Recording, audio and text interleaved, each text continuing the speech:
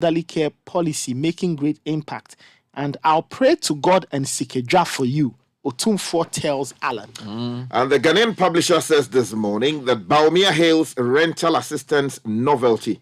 His photograph is here. Also, we're told that minority challenge, but they are challenging ban on imported used electrical appliances. But they were in Parliament when it was passed, though. The 90s. All the 90s.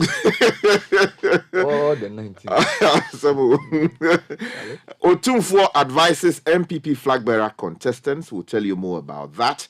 And Forestry Commission, military, turn attention on Atiwa. And some other stories on the front page. All right, the New Crusading Guide says, drama over NDA chop tango. I want to travel abroad, says NDA boss, but court says no. Grant suspects 2 million CD bail. Next, NDC government will, in quotes, tweak the constitution. That's John Mahama speaking. No, that's not John Mahama. I'm just reading. Okay. Yes. Tweak the constitution. Yes, okay. Tweak in quotes. Is that what Nana B is saying he wants to So we'll try and figure out what is happening. Anyway, other stories here. 2022 Corruption Perception Index. Ghana couldn't make progress. Ranked 72 out of 180 countries. Otumfuo assures Alan Cash ahead of MPP primaries, my prayers are with you. And government commits 30 million cedis for rollout of National Rental Assistance Scheme. All right. Have you done the BNFT already? Yeah, that's right. I'm done with what I have. Yes, I'm done with me. Okay, let me move online to citynewsroom.com. A couple of quick headlines for you. Senyo Hosi is quoted as saying, revised DDEP terms a massive improvement. Meanwhile, Ayariga rise to BOG, domestic debt exchange will weaken our private banks. Meanwhile, Ghana stagnates on corruption perception index, scores 43rd for third time. And then Kolebu doctors threaten to withdraw services over 13 months salary arrears. All those stories on our main website. Also, we are told that deadline for debt exchange has been moved again. It was supposed to be yesterday. It's now February 7 with new terms. And then this one is a bit troubling. River Pra and others may disappear within 20 years over Galamsey. This is the COCOBOD CEO. They may disappear within the next 20 years if Galamsey continues. This is COCOBOD CEO. Now let's go to Joy and see what they have. They're talking about DDE, state regulators accommodating fiscal slippage is what brought us here. Professor Godfred Bokwing says so. Also, UTAC DIJ threatens to withdraw from Unimac merger. Abolish protocol system in the CSSPS is a black one. And then trader jailed for causing harm to Good Samaritan. Oh, Charlie. That's something also that's come up as well. Assault of Latif. Attorney General begs for more time to pursue settlement talks. City Business News is leading with a deadline extension. It's now February 7. And then, of course, we are told as well that government finally makes progress on debt exchange program. All right, so let's go into the details and see what we have. Okay. Where should we start from? Domestic debt exchange. Yes, page 12 of the Ghanaian Times. Sure. And the story says the government yesterday extended the deadline for the domestic debt exchange program to February 7, with new offers to encourage all individual bondholders to sign up. According to the Ministry of Finance, a new settlement date of February 14 will be confirmed via a revised and final exchange memorandum to be released tomorrow. This is the third time the government is shifting the cutoff date for the DDE since it was announced on December 5 last year as part of preparations to access support from the IMF. The statement issued by the MOF said all individual bondholders below 59 years would now be offered instruments with a maximum maturity of 5 years instead of 15 years and a 10% coupon rate. Well, I learned from Bernard, the coupon is interest. Good. For all retirees, including those retiring in 2023, it said, would be offered instruments with a maximum maturity of 5 years instead of 15 years and a 15% coupon rate. The statement said the new offers would affirm that all individual bondholders were free not to participate. However, it reminded bondholders that upon a successful DDEP, there would be very few of the old bonds in circulation and likely limit. So it's not clear whether this is overall better, but if you read citynewsroom.com, for example, Senyosi says the terms are a massive improvement on what was initially offered. He was speaking to Sanda on Eyewitness News. He He says this is not what we asked for or not. The consensus we reached with government was that it was going to make an offer to individuals, and then we can make an assessment. The process remains voluntary. Subject to how the offer may work for you, you may accept it. If you don't accept it, government will still honor its old obligations to you. When you look at the offer currently, it's a massive improvement from what was originally on the table. And then he says for the revised terms, for the pensions fund, you will be losing about 15% as against the original of 50.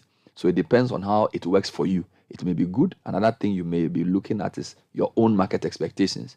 So basically, they are not sure. Now, but what Ayariga is sure of is that the debt exchange will weaken domestic private banks. He's even alleging that they want to expropriate or take shares in some of these banks. Yeah, if you go to page 17 of the Daily Graphic, the story is dealt with by Nana Konadu Ajiman. And the story says that the National Democratic Congress Member of Parliament for Boko Central, Mahama Yariga, has urged the governor of the Bank of Ghana, Dr. Ernest Addison, to make concerted efforts to stop the possible collapse of the financial sector and the unjust takeover of indigenous private banks due to the implementation of the domestic debt exchange program. Now, he contended that the DDE program would emasculate domestic private banks as they would face capitalization and liquidity problems, given that they would not receive timely and appropriate coupon payments from their bondholder, the government of Ghana. Now, he also said the directive of the Ministry of Finance, Ken Ofori-Atta, to those banks to approach the Ghana Amalgamated Trust, PLC, for support from the Ghana Financial Stability Fund would open them up to a takeover by investors in the GAT if the GFSF was not wholly publicly funded. All right, Nathan, let's come back to you. Well, raise constitutional matters as well. Well, if you go to page 4 of the Finder newspaper, there's a story there concerning the Northern Development Authority. Now, the Office of the Special Prosecutor on Tuesday arraigned 3 executives of the NDA and an executive of A&QS Consortium Limited before the High Court Criminal Division in Tamale. Sky, I think that's been written correctly. Right? Yeah, The High so Court in they say Tamale. he shouldn't travel. Yes. They were charged with 6 counts of conspiracy to commit crime. The accused persons are Sumaila Abdul Rahman, CEO of NDA, Mr. Stephen Engman, Deputy CEO in charge of operations at the NDA, Patrick Seidu, Deputy CEO in charge of finance and admin at the same entity, and Andrew Kundari, CEO of A&QS Consortium. They've been charged with conspiracy to directly or indirectly influence a procurement process to obtain an unfair advantage in the award of a procurement contract, where the contract sum was inflated from 5.72 million to 10.4 million CP. Okay, talking about criminality, there was this thing that I reserved for, things like that. There's a story, not a story actually, it's on page 19 of the Daily Graphic. It's a public notice put out by the railway people. Now, it says that the Ghana Railway Development Authority has noticed with concern an increase in the theft of its railway asset by some unscrupulous persons. The reference assets include, but are not limited to, steel rails, sleepers, which are steel and wooden in nature, locomotives, the engines, and coaches. Now, the Ghana Railway Development Authority is mandated by Section 2 of the Railway Act 2008 to hold, administer, and improve railway assets and exercise ownership rights over railway assets. Now, with this notice, the targeted unscrupulous individuals, groups, and or their collaborators are warned to desist from this unpatriotic act. Any person or group of persons found to be in possession of the reference items or tampers with the railway assets in the existing right of way without lawful authority or proof, consent or approval from the Chief Executive Officer of the GRDA, of which shall be on the person or group of persons, shall be arrested and prosecuted. Why By this notice, do we write these things in such official language? it's legalese. Stop stealing our railway parts. Yeah. The people stealing it can't understand this thing. Yeah. Yes, and the people who steal it, so that it should have been just tempered with. just write it simple. stealing. Yeah, because some people may think that they're just going for metal.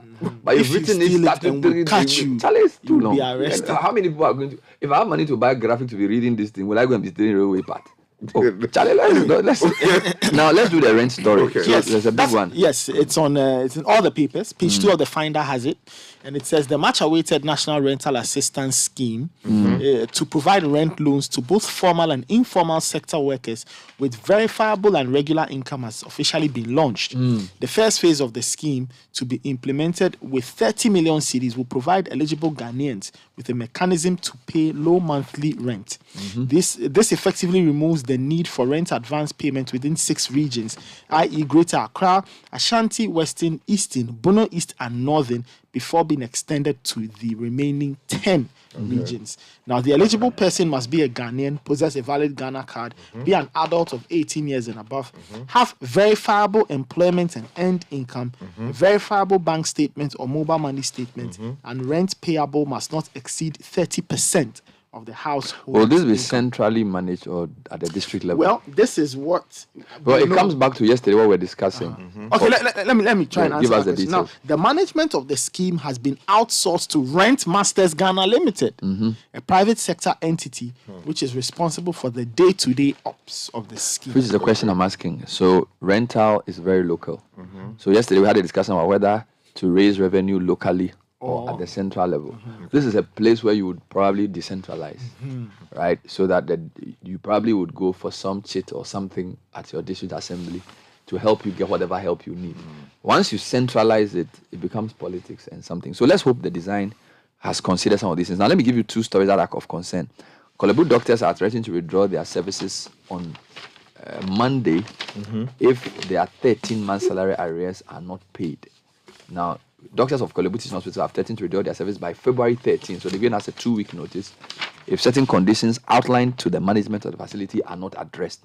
In a protest letter, the doctors accuse the management of discrimination in the payment of arrears of the 13-month salary for doctors working at Kolebu. They also claim that not only has the communication to the management not to pay the 25% of the arrears until a clear arrangement. The doctors also claim that not only has the communication to the management not to pay the 25% of the arrears until a clear agreement on the timelines for the remainder of the arrears goes unheeded, but the payment seems to have been ceded to the department instead of payment from a central pool. And they are saying that, now listen to this again, according to the doctors, by decentralizing the payment, doctors working in financially challenged departments will be disadvantaged.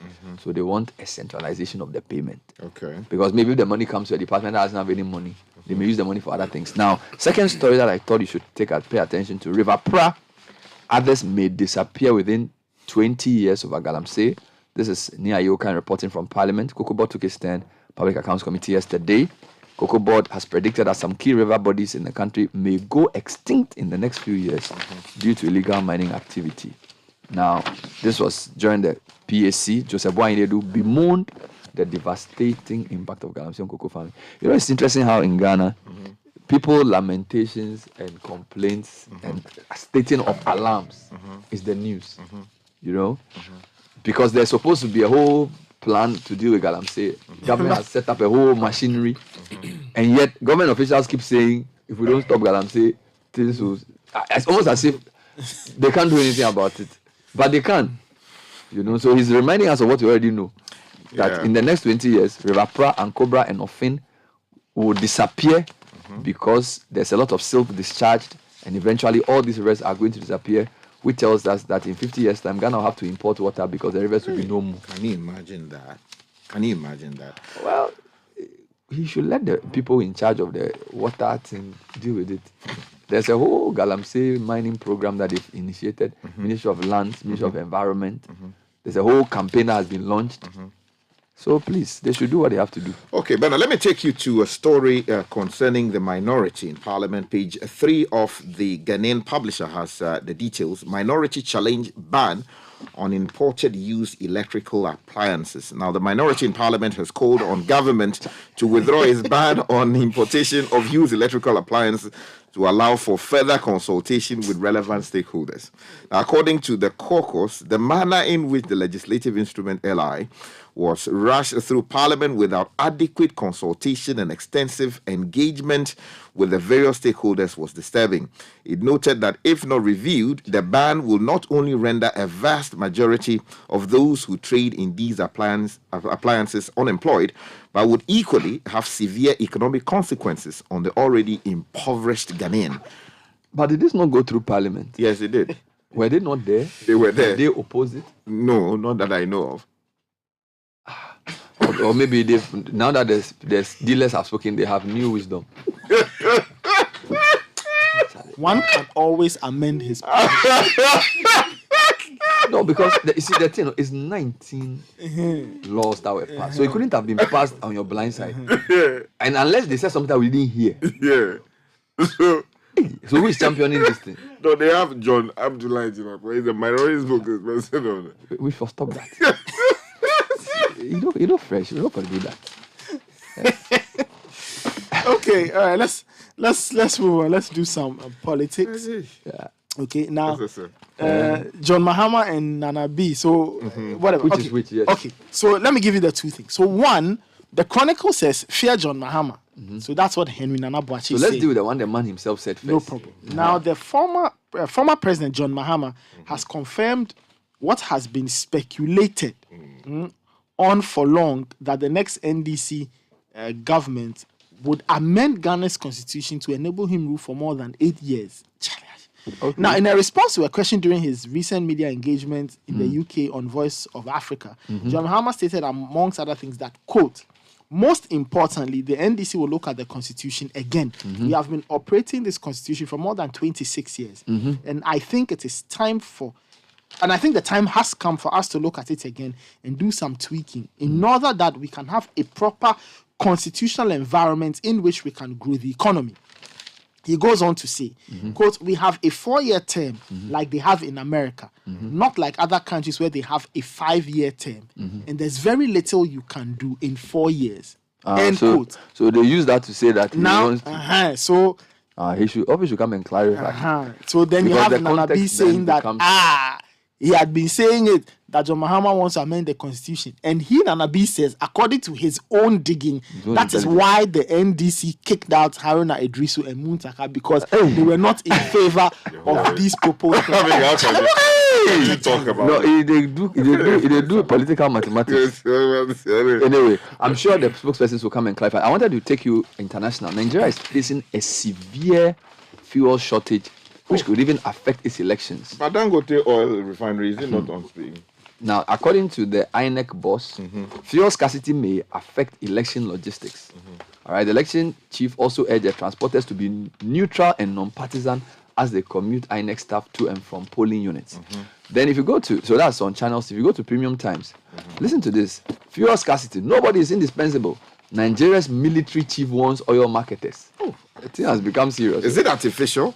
So the NNPC said the fuel distribution crisis was of a monumental proportion, which had taken a different dimension.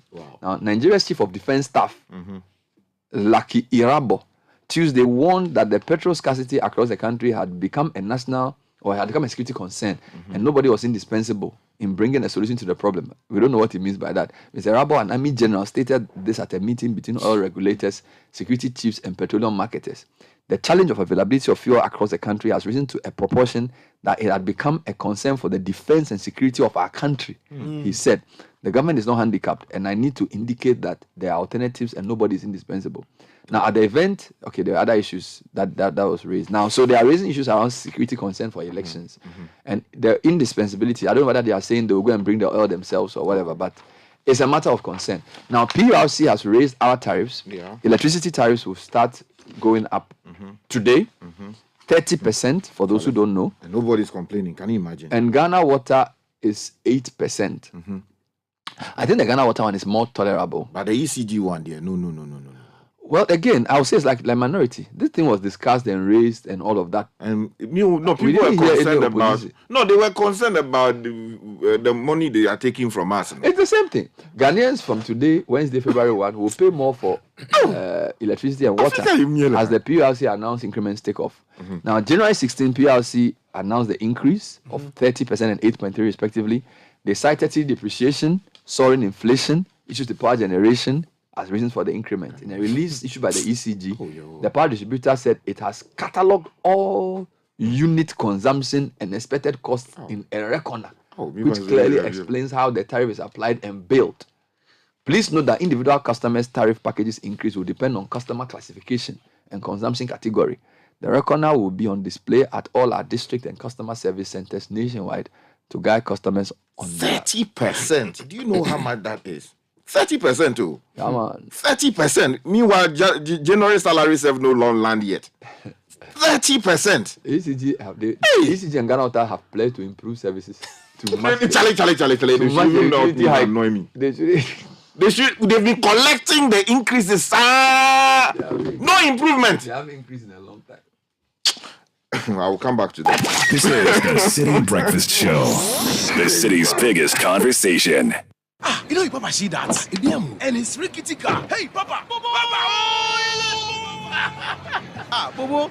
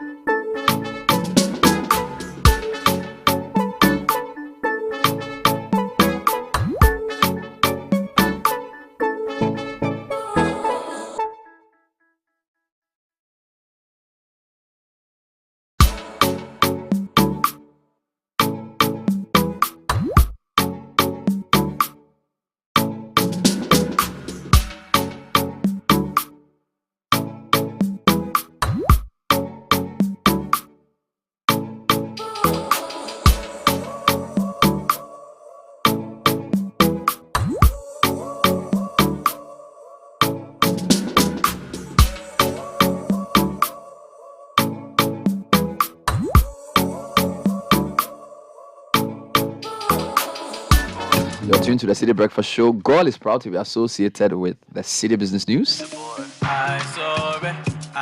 We keep making life ever so convenient by now accepting Momo for all fuel purchases. Just remember to Momo it at GOL. You can also use your bank card to buy fuel at GOL. Drive to your nearest GOL station now, buy fuel and pay by Momo, bank card, or the GOL Go card. GOL Good Energy, GOL, yeah, dear. And it's also sponsored by MTN. Is your SIM card registered? Please dial *400# to check your status. If you have fully registered your SIM card, then you will see the following. Your name appears on your valid national ID, unique code with a set of alphanumeric digits, unique to you, and a B cap with the words yes. Registration is free. You're required to make any payment, and you'll be given 1 gig of free data valid for 7 days. Let's work together to enable you continue to use your MTN number. News is also brought to us by Enterprise Life and Access Bank.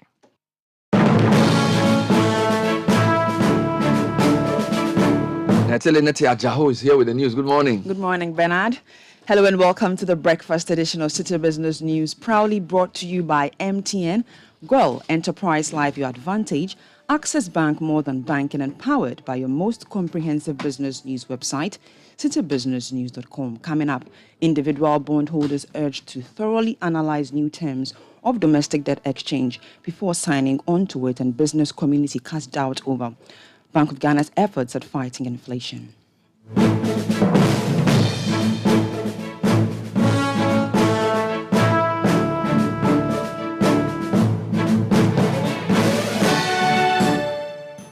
To our stories now, and individual bondholders are being urged to thoroughly analyze the new terms of the domestic debt exchange program being offered by government. Members are expected to take a decision to accept or decline the new terms offered by government. Government and its new terms says all individual bondholders who are below the age of 59 will be offered instruments with a maximum maturity of 5 years instead of 15 years and a 10% coupon rate, while retirees, including those retiring in 2023, will be offered instruments with a maximum maturity of 5 years instead of 15 years and a 15% coupon rate. Senor Husi is a convener of the Individual Bondholders Forum, and he's been speaking to Citi Business News. When you look at the offer as currently posed, it's a massive improvement from what was originally on the table. One, at the weighted average cost of funds to government on all the eligible bonds, which government puts at around 20%. If you're running that as the discount factor for the cash flows as proposed, it means that you may just be losing 30% as against 50%, or 29.91 as against 50%. For the pension fund, you just be losing about 15% as against the original one of 50%. So it depends on how it works for you. It may be good. Another thing we also could look at is your market expectation. You may be looking at a market outlook where rates will really crash. When that happens, the secondary markets will give you very good yield, and you may be able to exit. But these are decisions everybody's going to have to take. We as a forum will put out all the technical analysis out there and let members make their decision. Senor Husi is a convener for the Individual Bondholders Forum. The Public Utility Regulatory Commission will today effectively announce a quarterly adjustment of the increment in electricity and water tariffs. End users are expected to see an upsurge of 29.6% for electricity and 8.3% for water tariffs. This comes into force despite the concerns raised by some stakeholders such as the Ghana National Chamber of Commerce and Industry and the Association of Ghana Industries. Executive Secretary of the Public Utility Regulatory Commission, PURC, Dr. Ishmael Aka, says the adjustments cannot be reviewed until the next quarter. We announced the major tariff, and as part of our processes, we also announced that we are going to do quarterly adjustments. Now, the quarterly adjustment take into consideration the exchange rate, inflation, the energy mix, that is the hydrothermal ratio, and the cost of gas. So we're to announce in November to take effect on 1st December. But as at November, the rate we were seeing because of the exchange rate was very high. It was more than 40%, because the major driver of the quarterly adjustment is the exchange rate. It contributes more than 60%. So we waited and came out on the 15th January to announce a 29.96 increase in electricity and 8.5% increase in water tariff. So this adjustment, the decision has been made and it has been gazetted. It's a law. So for now, nothing can be done on the part of PURC. However, there will be other quarterly adjustments. That was the Executive Secretary of the Public Utility Regulatory Commission, Dr. Ishmael Aka. The Ghana Chamber of Commerce and Industry, GNCCI, has cast doubt over government's efforts at fighting inflation. This comes on the back of the Bank of Ghana's decision to hike the monetary policy rate by 100 basis points to 28%. The central bank cited, among other things, downside risks to inflation and exchange rate depreciation as major reasons for their decision. Chief Executive Officer of the Chamber, Mark Bedu Abuaji, has been speaking to Citi Business News. The 27% that we have is just 0.5% short of the highest rate you have had as a country. So any other increment will not be in the interest of businesses. And I have my doubt whether this monetary policy rate increment is solving the inflation issue and problem that we have in this country. It may, to some extent, have played a role, but we have to look at what is causing the inflation and how we can address it. From the beginning of the year, we have constantly been increasing the monetary policy rate to its current level, and inflation is also constantly going up to a level of 50.3. Do you know that the producer price index is about 78%, which means that on average, from the beginning of the year to this level, the cost of production or doing a business on average has increased by 78%. And this is affecting businesses. That was the Chief Executive Officer of the Ghana National Chamber of Commerce and Industry, Mark Bedu Abuaji. The Registrar of Companies has served notice to the business community that its office has commenced the process of striking of business names which have lapsed from the Business Names Register for defaulting in their renewal. The exercise is in line with Section 5A of the Registration of Business Names Act 1962 on annual renewals. What this means is that failure to renew a business name or a subsidiary business name for a period of 3 months after the year has ended leaves the name open to be used by anyone interested in the name.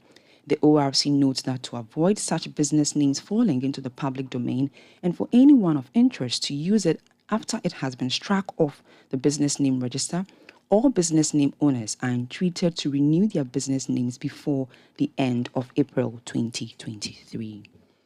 Now, moving on, the government has revealed that plans are far advanced for a national carrier to begin operations in the country. Since 2004, the country has been without a state airline after Ghana Airways grounded to halt. However, the government earlier in 2020 announced an MOU with Egypt Air to restart Ghana Airs. Deputy Transport Minister Hassan Tampoli reassured that progress has been made between the local and international partners in ensuring the project is implemented soon. He spoke to the media on the sidelines of the 4th Aviation Ghana Stakeholders Meeting. We are almost in the final stages, of that one. So the parties are still, in the final stages of discussion for us to roll out. So we don't. You have the local partners and their foreign partners. So they are still having some discussions at an advanced stage. So we don't want to, at least for now, second guess what the discussions are going to come out with. So we'll get there. But we had a timeline like the third quarter of this year. Is that still feasible? Like I said, it's all subject to what comes out of the discussion between the parties, government, the local partners, and then the foreign partners. We'll get there. Hassan Tampoli is the Deputy Transport Minister. The African peer review mechanism is urging business operators to embrace corporate governance in all stages of its transactions to rake in more revenue. The peer review mechanism maintains that complexity driving the Ghanaian economy into crisis can be partly averted through active corporate governance. Speaking at the targeted review of Ghana and Editors Forum, the Chief Program Officer of the National African Peer Review Mechanism Governing Council, Patrick Edusei, called for a coordinated response to address the absence of corporate governance in the business environment. APRM realized that if we are able to harness corporate governance to support the Continental Free Trade Area objective, we will be able to prepare our businesses.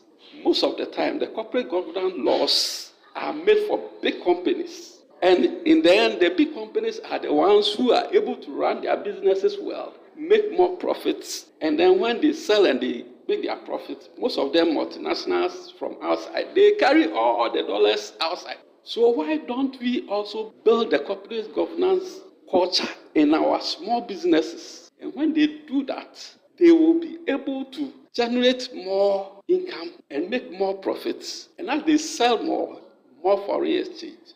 And this our city exchange rate then will be a thing of the past because they are going to bring in more foreign exchange. Government may not need to go and borrow from IMF. If over 1.7 million businesses are able to sell to other countries in Africa and trade with other countries in Africa, we are hopeful that every barrier and problems, if removed through this targeted review, Ghana will raise its foreign exchange just through trade.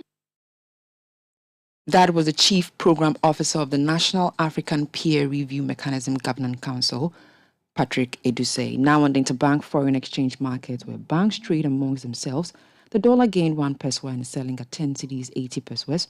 The British pound lost 8 pesos and is selling at 13 cedis 29 pesos.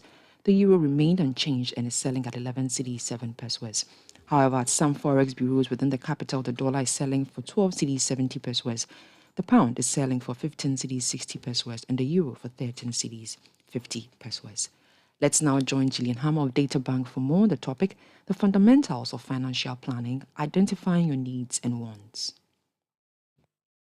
The third fundamental to financial planning is identifying your needs and wants so you are clear on what is important and what is a nice to have. You don't need to spend everything you get. That's one of the biggest mistakes people make. They spend what they get and even what they hope to get before it comes. This mindset can be useful when choosing where to go on a date, what to buy as a gift, how much to spend on your upcoming wedding or vacation, or even which school your child should attend. For married couples, distinguishing between your needs and wants could mean purchasing a 3-bedroom home versus a 5-bedroom home if your family is small. The most important thing you can do is make a budget and stick to it. Choose what you can afford, not what will impress other people. And don't succumb to pressure from family or friends to go for items that will put a financial strain on you.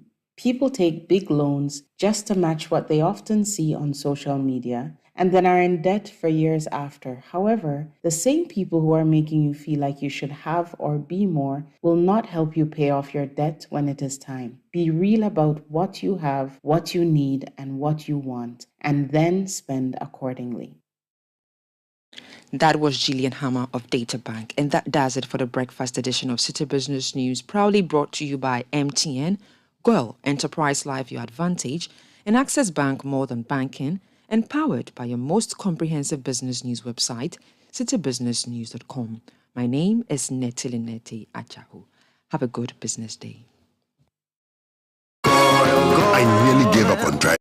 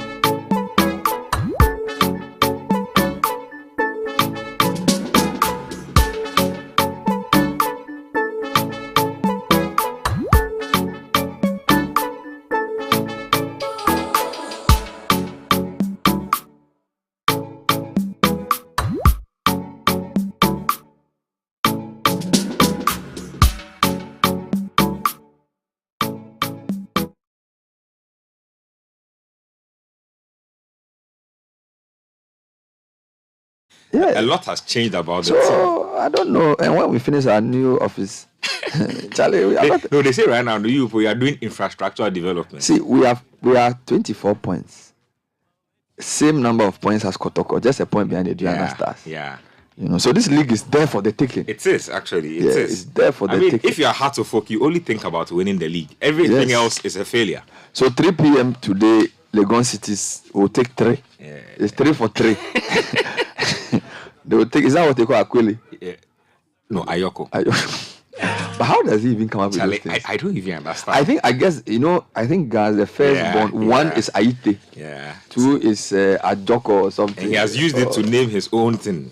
So Charlie. I think those guys can explain to me properly. So if you are first born, you are near Aite. Yeah. Then if you are third, you are Kai. So maybe something like that. Charlie, but the night belonged to Todd Bowley. Charlie.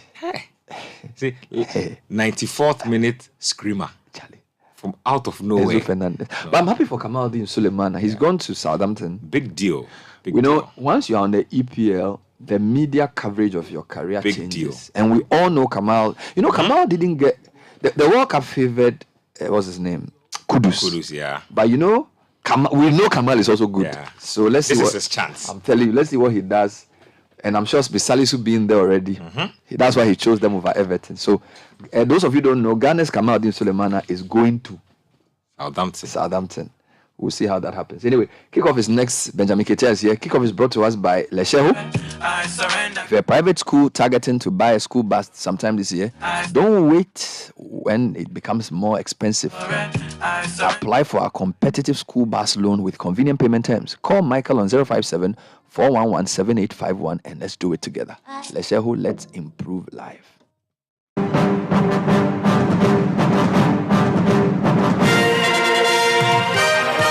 All right, so Ben, take it up. Well, let's get into the headlines. And Enzo Fernandez joins Chelsea on transfer deadline day for a British record fee of £107 million.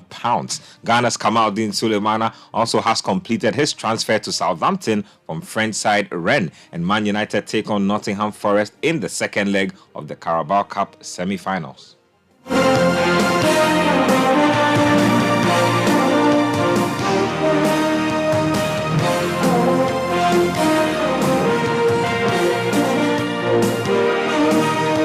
Let's start from home, and the Black Galaxies arrived in Ghana in the early hours of this morning following their exit from the 2022 CHAN tournament. Ghana exited the competition in the quarter-final stage after losing by 2-0 to Niger. Meanwhile, Algeria beat Niger by 5-0 in the semi-final of the competition yesterday to set up a final with Senegal, who beat Madagascar by 1-0.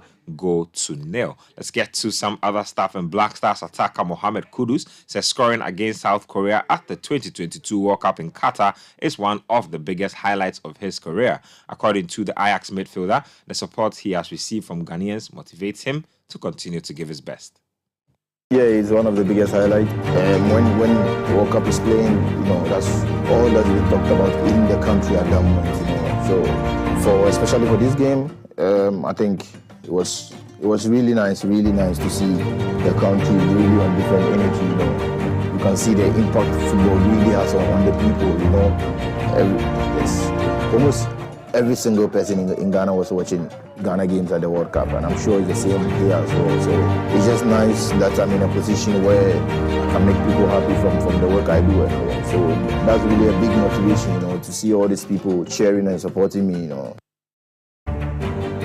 Ghana and Ajax midfielder Mohamed Kudus speaking there. Let's get to some Ghana Premier League stuff, and there are games for match week 15. There's Bechem United taking on Real Tamale United. There's Dreams FC versus Adriana Stars. Hearts of Oak will be up against Legon Cities. There's Kim Faisal taking on Mediama Sporting Club. Kotoku Royals will be up against Bibiani Gold Stars, and Swatraman take on Brekum Chelsea. And then Samatex will be up against Tamale City. Let's get to some other stuff. And Christian Eriksen has been ruled out until April at the earliest after being forced off in Man United's FA Cup win over Reading. The midfielder, who was caught by a tackle from Andy Carroll, left Old Trafford on crutches after the 3-1 win over the weekend, and now looks set to miss a significant amount of United's run. Now, the 30-year-old has been a key figure for Man United boss Erik ten Hag this season, recording 7 assists and scoring once in 19 Premier League appearances. Let's hear from Man United manager Erik ten Hag.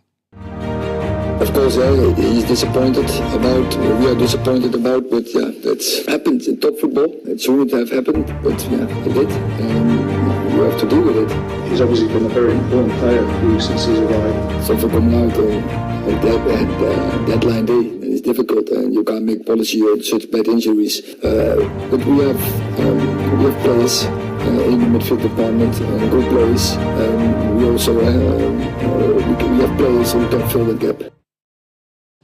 Man United manager Erik ten Hag speaking there. Now, Man United take on Nottingham Forest later tonight at 8 p.m. There will be live radio commentary of that particular game. And United won the first leg by 3-0 at the City ground last week. Now, yesterday, Newcastle, they beat Southampton by 2-1, meaning that they've won 3-1 on aggregate over 2 legs to reach the final of the Carabao Cup. Let's get to some news from the camp of Liverpool. And Ibrahima Konate, who is a Liverpool defender, has been ruled out for up to 3 weeks with a hamstring injury following Sunday's 2-1 FA Cup defeat at Brighton. The France defender, who's 23 years old, is expected to miss Premier League games against Wolves, Everton, and also Newcastle. Now, he could also be a doubt for the Champions League last 16 first leg against Real Madrid on February 21. Now, Liverpool are currently without Virgil van Dijk, Luis Diaz, Roberto Firmino, and also Diogo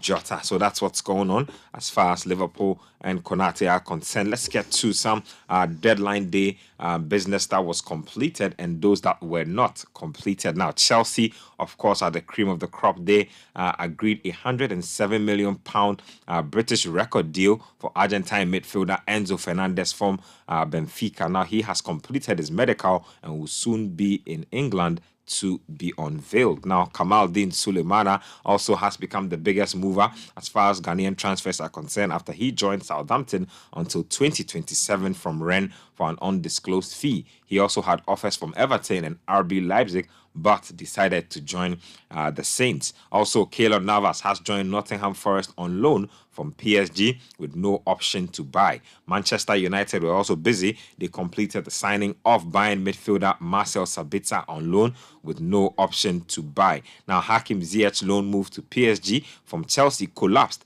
at the final minutes due to a non-completion of some relevant paperwork, despite the player landing in Paris to complete his medical. And also Tottenham Hotspur, they confirmed the signing of Spanish right wing back Pedro Porro on a long-term deal from Sporting Lisbon. Jonjo Shelvey, he has moved to Newcastle to Nottingham Forest for an undisclosed fee. And then Felipe also moved from Atletico to Nottingham Forest again for an undisclosed fee. Now, Dynamo Kiev also sold Ilya Zabani, 21-year-old centre-back, to AFC Bournemouth for a fee of £24 million. Sasa Lukic also joined Torino from Fulham on 8 million. And then there's also Nathan Opoku joining from the high school in Syracuse, or college in Syracuse, to Leicester City. Joao Cancelo moved from Manchester City to Bayern Munich on loan. And then there's also Jude Sunsap Bell from Chelsea to Tottenham for an undisclosed fee. Cedric Suarez, Arsenal to Fulham on loan. Also happened. Axel Tuanzebe, Man United to Stoke City on loan. And then you have Mark Albrighton, also from Leicester City to West Bromwich Albion on loan. Sambilo Konga joined Crystal Palace on loan from Arsenal Football Club. So those are some of the deadline day moves that happened on transfer deadline day. That's all for this morning's edition of Kickoff. My name is Benjamin Nketia. Kickoff was brought to us by Leseho. There's more sports at citysportsonline.com.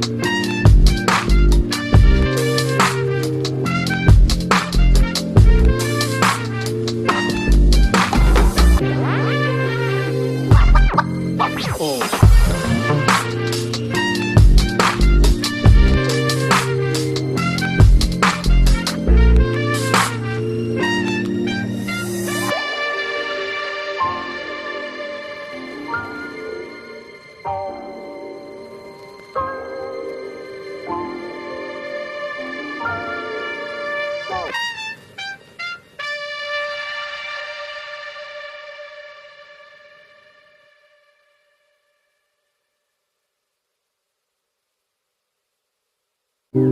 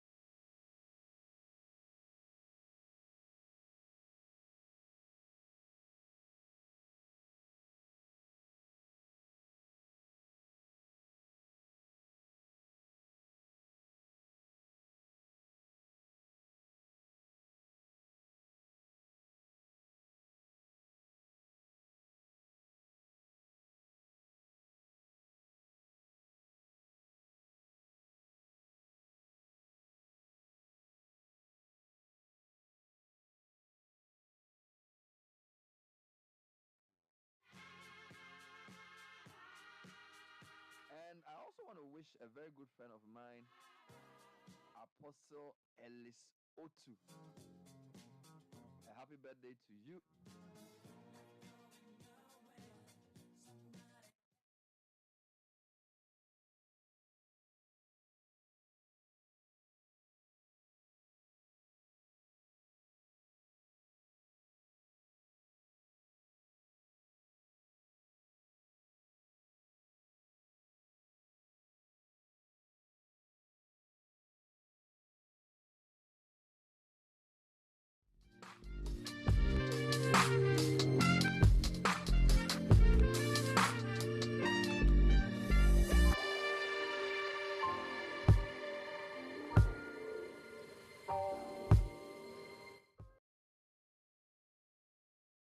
you're doing for us. And We a used to number of- call him General. General. He was one of the generals. You know, when I was on campus, the prayer secretaries are called generals. I see. Yeah. So, Elisoto, happy birthday to you.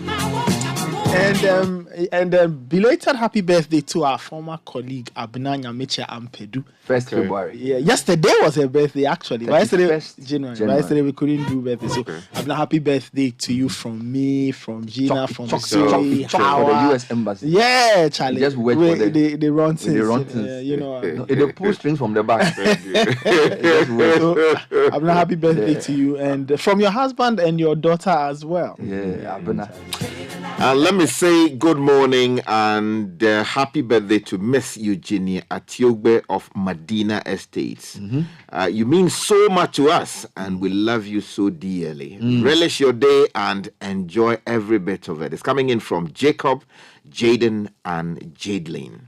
All right. A few more. Happy birthday to Samson Oseboedu, a chartered accountant and assistant director of audit at the Ghana Audit Service. You're a great personality with a great mind, an awesome worker. And that's coming from the team. So. All right.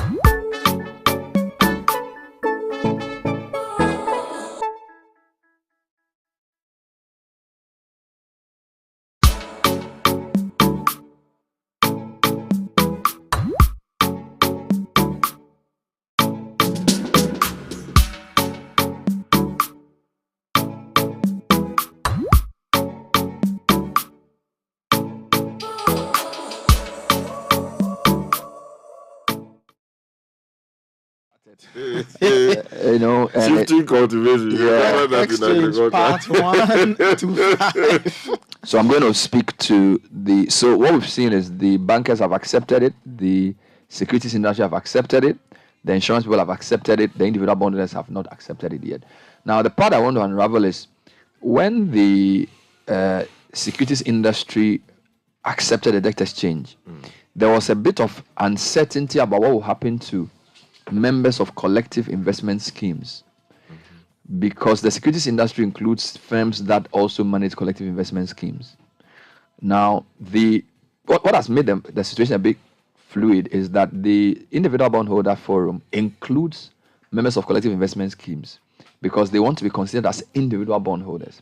So when the Ministry of Finance and the GSIA announced their deal, they sort of deferred the deal for they deferred what's the word to use? They deferred what will happen to CIS members to the individual bondholders. Do you understand? So they're saying that even though Ghana securities industry companies manage collective investment schemes, the status of collective investment schemes will be determined when we finish dealing with the individual bondholders. All right. So now that the new offer has been placed on the table for individual bondholders, you have to take the two statements together to understand what happens to the individual bondholder, to the collective investment schemes, which is what I'm trying to say. So I am minded to get some clarification on that, particularly because listening to Senyo Hosi yesterday, I wasn't very sure whether the individual bondholders accept, reject, or are rather saying we'll come back. I think when Sander probed further, I said, you know what, it depends on your circumstance. He said clearly that this offer is better than the previous offer, but you can also decide not to take it. Now, if you don't take it, will the government default? Are we sure if they will pay? Can you go to court on your own? Will the bondholders forum help you go to court if you have to? Will there be a class action? Do you get my point? So there are things that I believe need to be clarified. And what makes the whole thing even confusing is when you read Martin Pebu from Graphic, he said reject outright, right? But Mr. Hosi is a bit more measured and he's saying that if you look at the amount of losses you would have gotten in the first offer compared to this one is better. But he's still not saying take it. Okay, so I'm minded to try and bring some clarity to that. Then Mahama Ayariga has also sent out a very serious letter to the governor of the Bank of Ghana, which I believe we need to give some attention to. Because, when the debt exchange was announced and the banks were saying that they would have serious capital impairments, the government said we're going to have what is called regulatory forbearance, and that the banks will have some support from a 15 billion CD fund, right?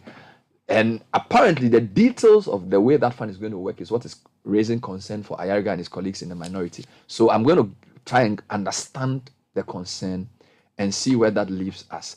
Then I have a couple of things I feel if we have time we can do. I know you are not happy with the tariff increments. We'll see if we can deal with that. I'm not happy with education. Okay, that's you are not happy with a lot of things. That's this one is serious. But I wanted to say that we have a very fortunate coincidence. Yesterday we discussed the issue of local governance and revenue collection.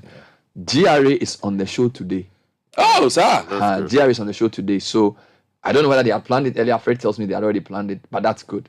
So we will throw some questions to them to explain the relationship with the local assemblies in collecting property rate. So there's a whole packed house for us this morning. So that's the menu we have put on the table. Hopefully we're able to deal with that. Well, for entrepreneurs out there who are in the formal or informal sector and are between 16 and 55 years and want to grow their business, I have great news for you. I Am Investable is here to make your dream come true. Join the I Am Investable Business Initiative now and receive up to a 50,000 CD grant, mentorship and support to grow your business. To participate, send a summary of 250 words about your business or a 2-minute video telling us why your business is viable and investable. A processing fee, of course, will apply. Pitch your way to success today. Visit iaminvestable.com for more details. I Am Investable, empowering innovative businesses for growth. Now, Godfrey says he's not happy with education. Well, for those whose children are in school, Prospectus Ghana is here. They've introduced a new short code, *447*899# to help parents and guardians make installment payments towards items required for the award school admissions. You have to use the short code. It's safe and convenient. Prospectus Ghana also provides a one-stop shop for all school items and a supplier of good quality brand chalk white A4 sheets for all printing jobs. Call Prospectus Ghana today on 0500 600 607 or find them on the Graphic Road opposite Toyota Ghana. Prospectus Ghana, your one-stop shop for all school items and stationery.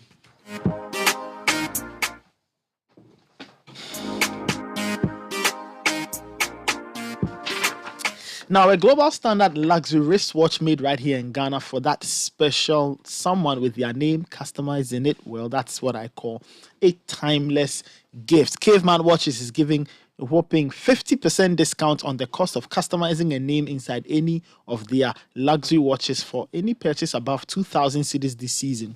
Until the 15th of February, visit at Caveman Watches on all platforms. Better still, go to their showroom and factory on their Dringano Road adjacent the new AstroTurf to place your order or even join in the making process of your own bespoke luxury watch right here in Ghana. Call 0557 516744 or visit cavemanwatches.com. Caveman Watches, be remembered.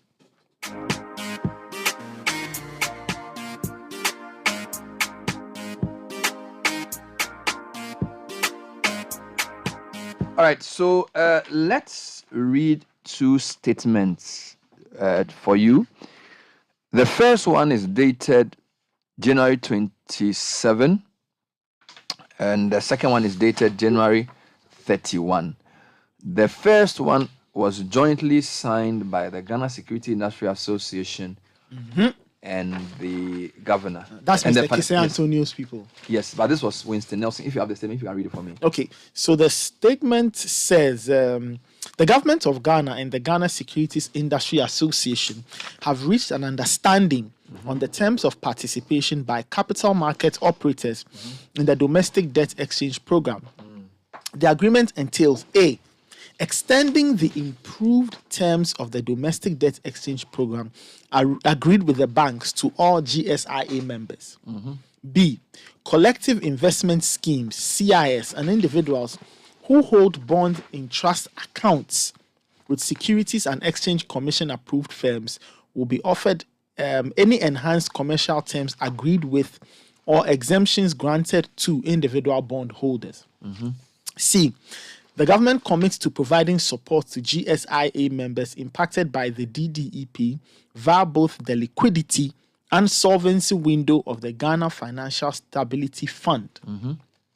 D, the removal of all clauses in the exchange memorandum that empowers the Republic to, at its sole discretion, vary the terms of the exchange. So that's point 2. Point 3, GSIA believes this agreement is necessary to restore market normalcy and confidence in the economy. GSIA urges its members to seek all required internal approvals and client consent to participate in the DDP per the new terms in the updated exchange memorandum. With this agreement, government has concluded negotiations with another significant group of bondholders. Point 5, the government views this progress as very important towards restoring macroeconomic stability as we reset the economy on a path of strong growth and economic transformation. And signed by Ken Ofori-Atta, who is the finance minister, and signed on behalf of the government, and Winston Nelson Jr., Ghana Securities Industry Association. So the two paragraphs that are of concern to me are point 2b and point 2b, and of course maybe point 2d. Now point 2b, if you can read it again. Okay, point 2b says collective investment schemes and individuals who hold bonds in trust accounts with Securities and Exchange Commission approved firms will be offered any enhanced commercial terms agreed with or exemptions granted to individual bond holders. So they are saying that the details. so if I understand this thing right, the organizations like EDC, Data Bank, and all these companies, they will get similar terms for their bonds to what the banks are getting. But individuals like you and I, who are members of collective investment schemes, have to wait for the individual bondholders to finish with the government to know what our terms will be. Brilliant. So that was 27th. Good. Now go to yesterday's release. Yesterday's release dated 31st January, signed by, and again, look at the difference. For the banks, there were 2 signatures, John Ewua and Finance Minister. For the insurance, it was Finance Minister and Seta Klasi. For the GSI, it was Finance Minister, Mr. Winston Nelson Jr. Yes, but for the individual bondholders forum, because they are not a recognized body, although the initial technical committee's work was jointly signed by Senyo Hosi and Sam Arkhurst, the release on the offer has not been jointly signed. That should give you a clue to some things. But if you can read the highlights of this for me. Okay, so this one says the government of Ghana, excuse me, has made significant progress with all stakeholders, including financial sector industry associations and representative groups of individual bondholders, with respect to their participation in the domestic debt exchange program. The government hereby announces the following updates. Update number 1, that based on the agreements reached with the Ghana Association of Banks, the Ghana Insurance Association, and the Ghana Securities Industry Association, the new terms of the exchange have been accepted. A revised and final exchange memorandum will be released by Thursday, February 2, 2023. So this will cover the 3 associations mentioned. All right, go on. Point number 3, that based on the engagements with the representative groups of individual bondholders, the following has been offered and will form part of the new exchange memorandum. So this is the part that applies to individuals. Good.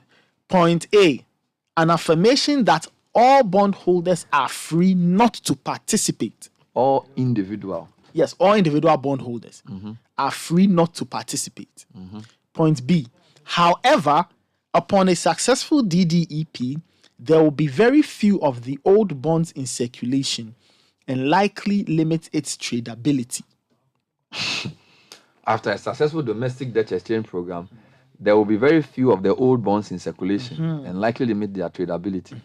Go on. Point C, in this regard, the government is pleased to make available the following alternative offer to encourage all individual bondholders to participate in the exchange. All right. 1, all individual bondholders who are below the age of 59 years will be offered instruments with a maximum maturity of 5 years instead of 12 years and a 10% coupon rate. All retirees, including those retiring in 2023, will be offered instruments with a maximum maturity rate of 5 years instead of 12 years and a 15% coupon rate.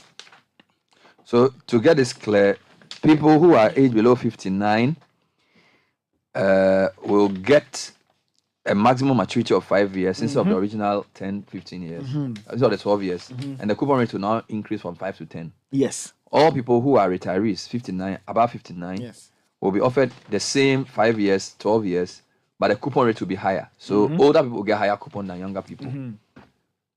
Okay. Presumably because they will die earlier. So they'll get the higher interest now than those of us who are younger, who may live longer and get the lower interest. Anyway, but that inverts the yield curve, but that's a different discussion. Okay. Go on. All right. Point four. Additionally, discussions are being finalized with organized labor and pension fund trustees on a separate arrangement in accordance with the Memorandum of Understanding signed with organized labor on December 22, 2022, in line with the government's debt management program. Okay. With this, the government encourages all stakeholders to participate in the DDEP, an essential step towards meeting our debt sustainability targets and restoring macroeconomic stability and economic growth. These developments have necessitated the final extension of the deadline from January 31, 2023 to Tuesday, February 7, 2023, and a new settlement date of Tuesday, February 14, that will be confirmed via the new exchange memorandum. The government appreciates the cordial engagements with the various stakeholders since the beginning of the DDEP that has made such remarkable progress possible. All bondholders are hereby encouraged to commence all administrative processes towards their participation in the exchange in line with the agreements reached. Signed by Ken Oforiatta. Wonderful. Let's talk to Winston Nelson Jr. who's the GSIA big man. And just to clarify, so there's the banks, there's the insurance, there's the GSIA, and there's the pension fund companies, pension management companies. Winston, thanks for joining us. Good morning. Good morning, Bernard. So, was it right to read the two statements in concert to try and get an understanding of what will happen to people in collective investment schemes? Well, actually, yes, because those are all public statements. So for anybody who has both, they have to be able to understand what our position has always been. And just to reiterate, in our press release, all we said was that, look, collective investment schemes are mostly made up of individuals who are even below, the majority of them are even below the middle class. So we think that it is only fair to treat individuals who are holding the bonds directly and the individuals who are holding it indirectly through collective schemes at par. And if you will recall, that has always also been the position of the Individual Bondholders Forum. What we are seeing now is that an offer has been made to the individual bondholders. What we expect is that once the exchange memorandum comes, to clarify that collective investment schemes can also participate on the same terms as the individual bondholders are going to participate. Good. The GSIA, if you can explain the various lines of business for which CIS is one and is differentiated from the others, because from what we read, the GSIA, the bankers and insurance, have been treated almost similarly. Indeed, in your release, the government said that what was given to the bank to be given to you. But I know that the GSIA, which includes investment banks and mutual fund companies and all these companies, you do a lot of things. So I'm just trying to understand how some part of what banks have been given would apply to you, and how some part of what has been given to individuals will apply to you, if you can clarify that. Okay, so broadly speaking, what has been agreed now, we can put it in 3 different categories. Domestic institutional investors. Okay, that's where the banks and all the others come in. Then you would have the individual bondholders. And out of even the individual bondholders, then the retirees have been carved out and given an extra special treatment. So for us at the GSIA, we are just an association of firms that are directly licensed by the Securities and Exchange Commission. So you would have, we are comprised of fund managers. Remember that fund managers are the ones managing collective investment schemes. They manage accounts for, let's say, managed clients. Then you have broker dealers. Broker dealers are the ones who generally trade these bonds in the market, put bonds, equities, etc. You would have, for example, a custodian who keeps custody of all the securities that are being traded, and sometimes that's them. The stock exchange is also a key member of our association. And remember that the fixed income market is with the stock exchange. The Central Securities Depository is part of our association. And in all these, it is the CSD that is going to do the implementation of this DD. So broadly speaking, that is the structure on which we are made up of. But if you want to understand what is happening in terms of the categories, the best way to look at it is offer made to domestic institutionals, and that will be the banks and the investment firms, the insurance companies. These are made to the domestic institutionals. Then there's the offer you are looking at now, which has been made to individual bondholders, with a special treatment for retiree, individual bondholder retiree.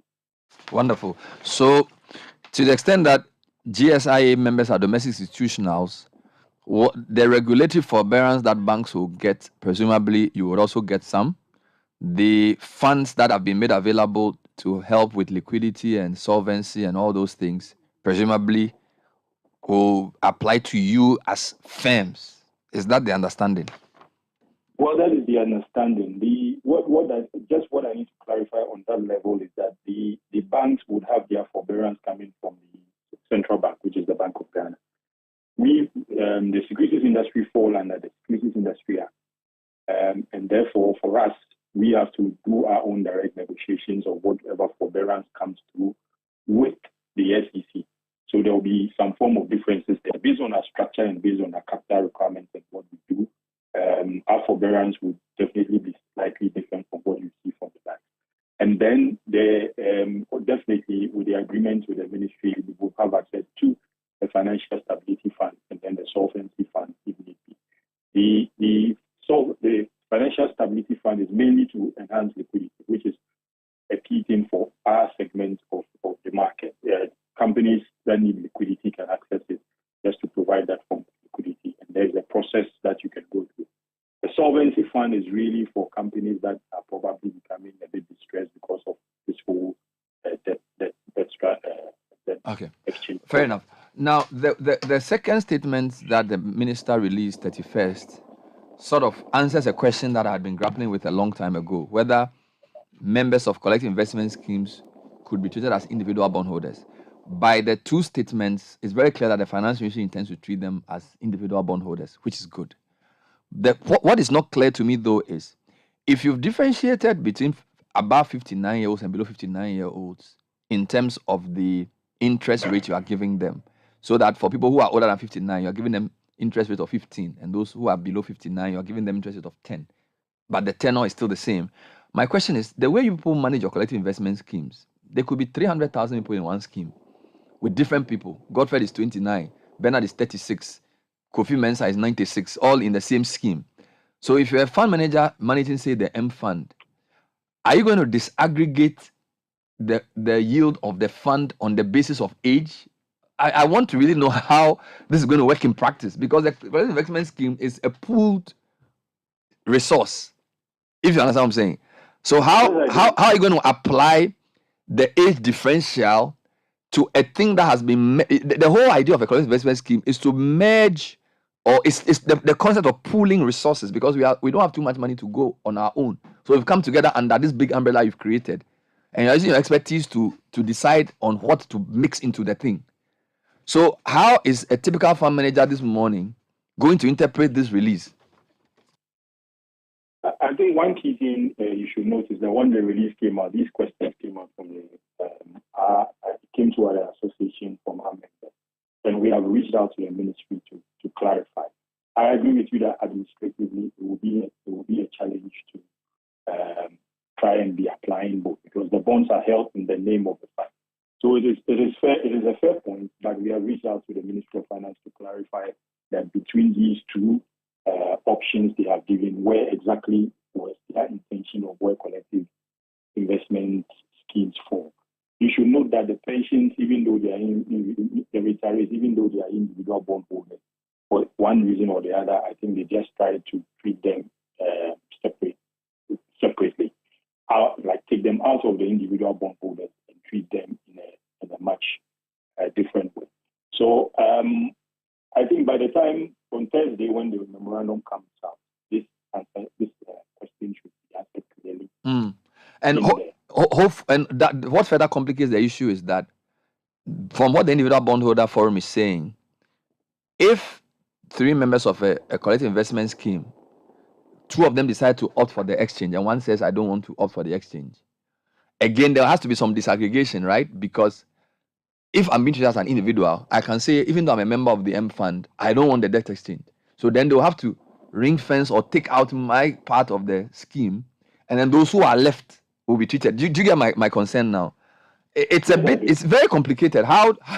Because the individual bondholders are basically saying they are not sure, they are not going to force members to accept or reject. So it's a bit. I mean, this is much easier if everybody accepts or if everybody rejects. But once some accept and some reject, again, I'm not sure whether the Thursday press release will clarify that or whether that needs some new financial engineering.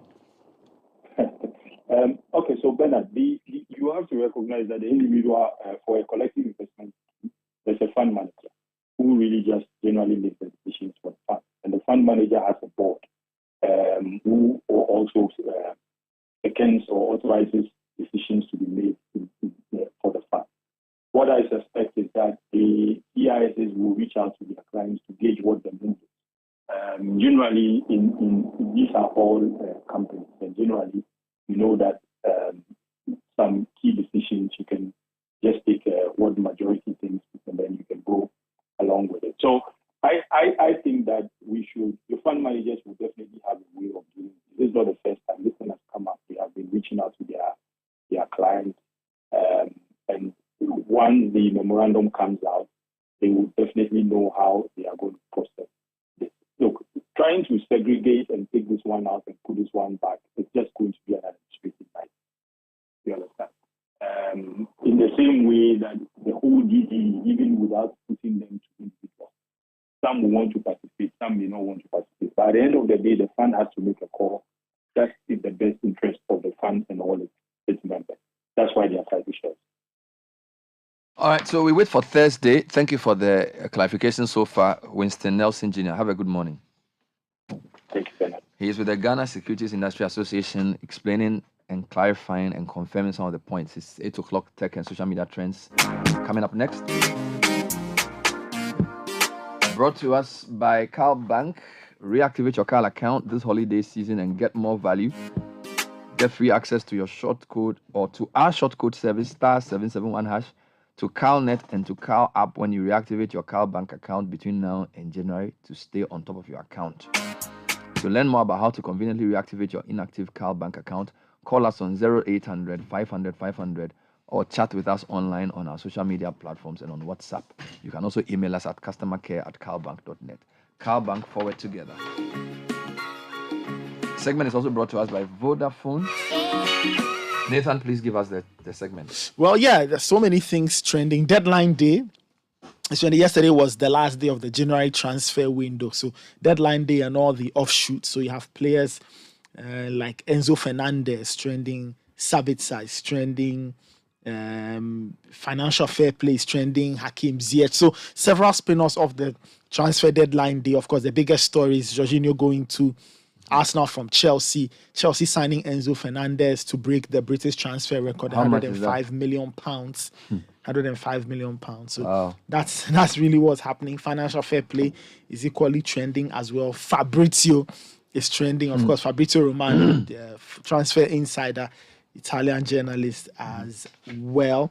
And you have City Sports also trending. Last night they had the team did a deadline day don't call me show. I joined them via the phone. Yeah, so all of these things are trending. So several things. You have Kennedy Japan in the trends, not for a particular reason, but people are just dropping random tweets and mentioning him. I think Good Evening And Ghana he was on Good Evening focused Ghana. on him Yes, yesterday. focused on Yeah, him I guess yesterday. that's So trending. that's why. So you have several spin-offs there. To do some, if you go to some tech news, very interesting. So several tech companies, I'm sure you've noticed in the last few months, have been laying off workers. PayPal is the latest Oh, to Lord. join the queue. Oh, Now, Lord. PayPal is shedding around 2,000 jobs, or 7% of its workers, as it becomes the latest big tech firm to cut costs. The online payments company says it was forced to make the decision as it faced, quote, the challenging macroeconomic environment. Okay, now they say that this follows tens of thousands of layoffs by tech giants in the last month alone. This year, Google's parent company, Alphabet, Amazon, and Microsoft have all announced major job cuts. So it looks like we'll have to watch this space. A few more of these things will be happening in that area.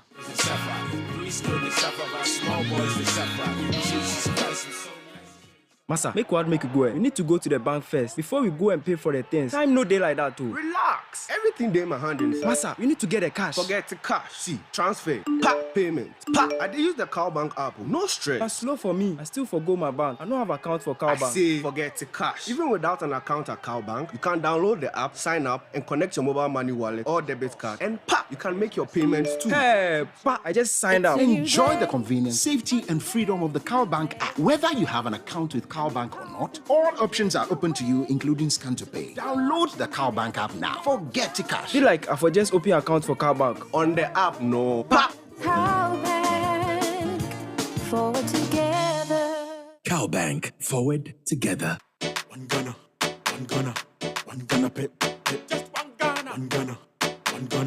For the phone, one gunner. Yo, bro, I beg, make you give me correct shock absorber. Or make I do video concept, then take the Gaussian P for the engine show you. Hey, yawa humache. Every morning you the tear calls, they browse. Actually, something they there. Hey, thank God, the way Tom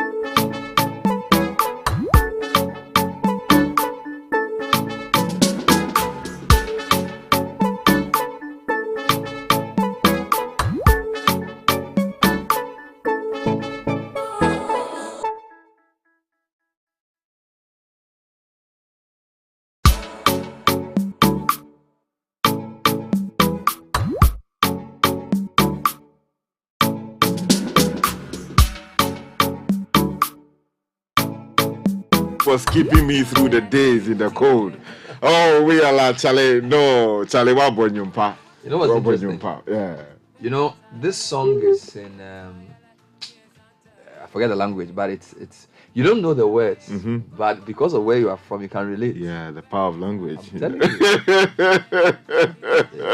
I think she's Sala. Yeah, she's from the Sisala. Yeah, but she sings in the Funsi language. Yes, that's what But I'm she saying. uses some other languages to sing. Somebody actually sent me the meaning of the song. I don't know. I don't know the meaning. You don't know the meaning? No, I don't know. It's just it lifts you. Yeah, like, it just lifts you. You know, Charlie. But you don't need to understand the song. No, but for me, the lifting effect of the song. The song is the fact that I don't know what the words mean. Yeah. But it still lifts you. Tells me Yala struck the right chord. Yeah, she does a lot of her songs. She struck the right chord. It was always on repeat. Probably our biggest potential world superstar. Oh yeah. Yeah. If she continues on the trajectory she's on. She's in the league of Angelique Kidjo. Yeah. If you know, if whoever is she's working towards that. Yes, Slow down. she's on her way.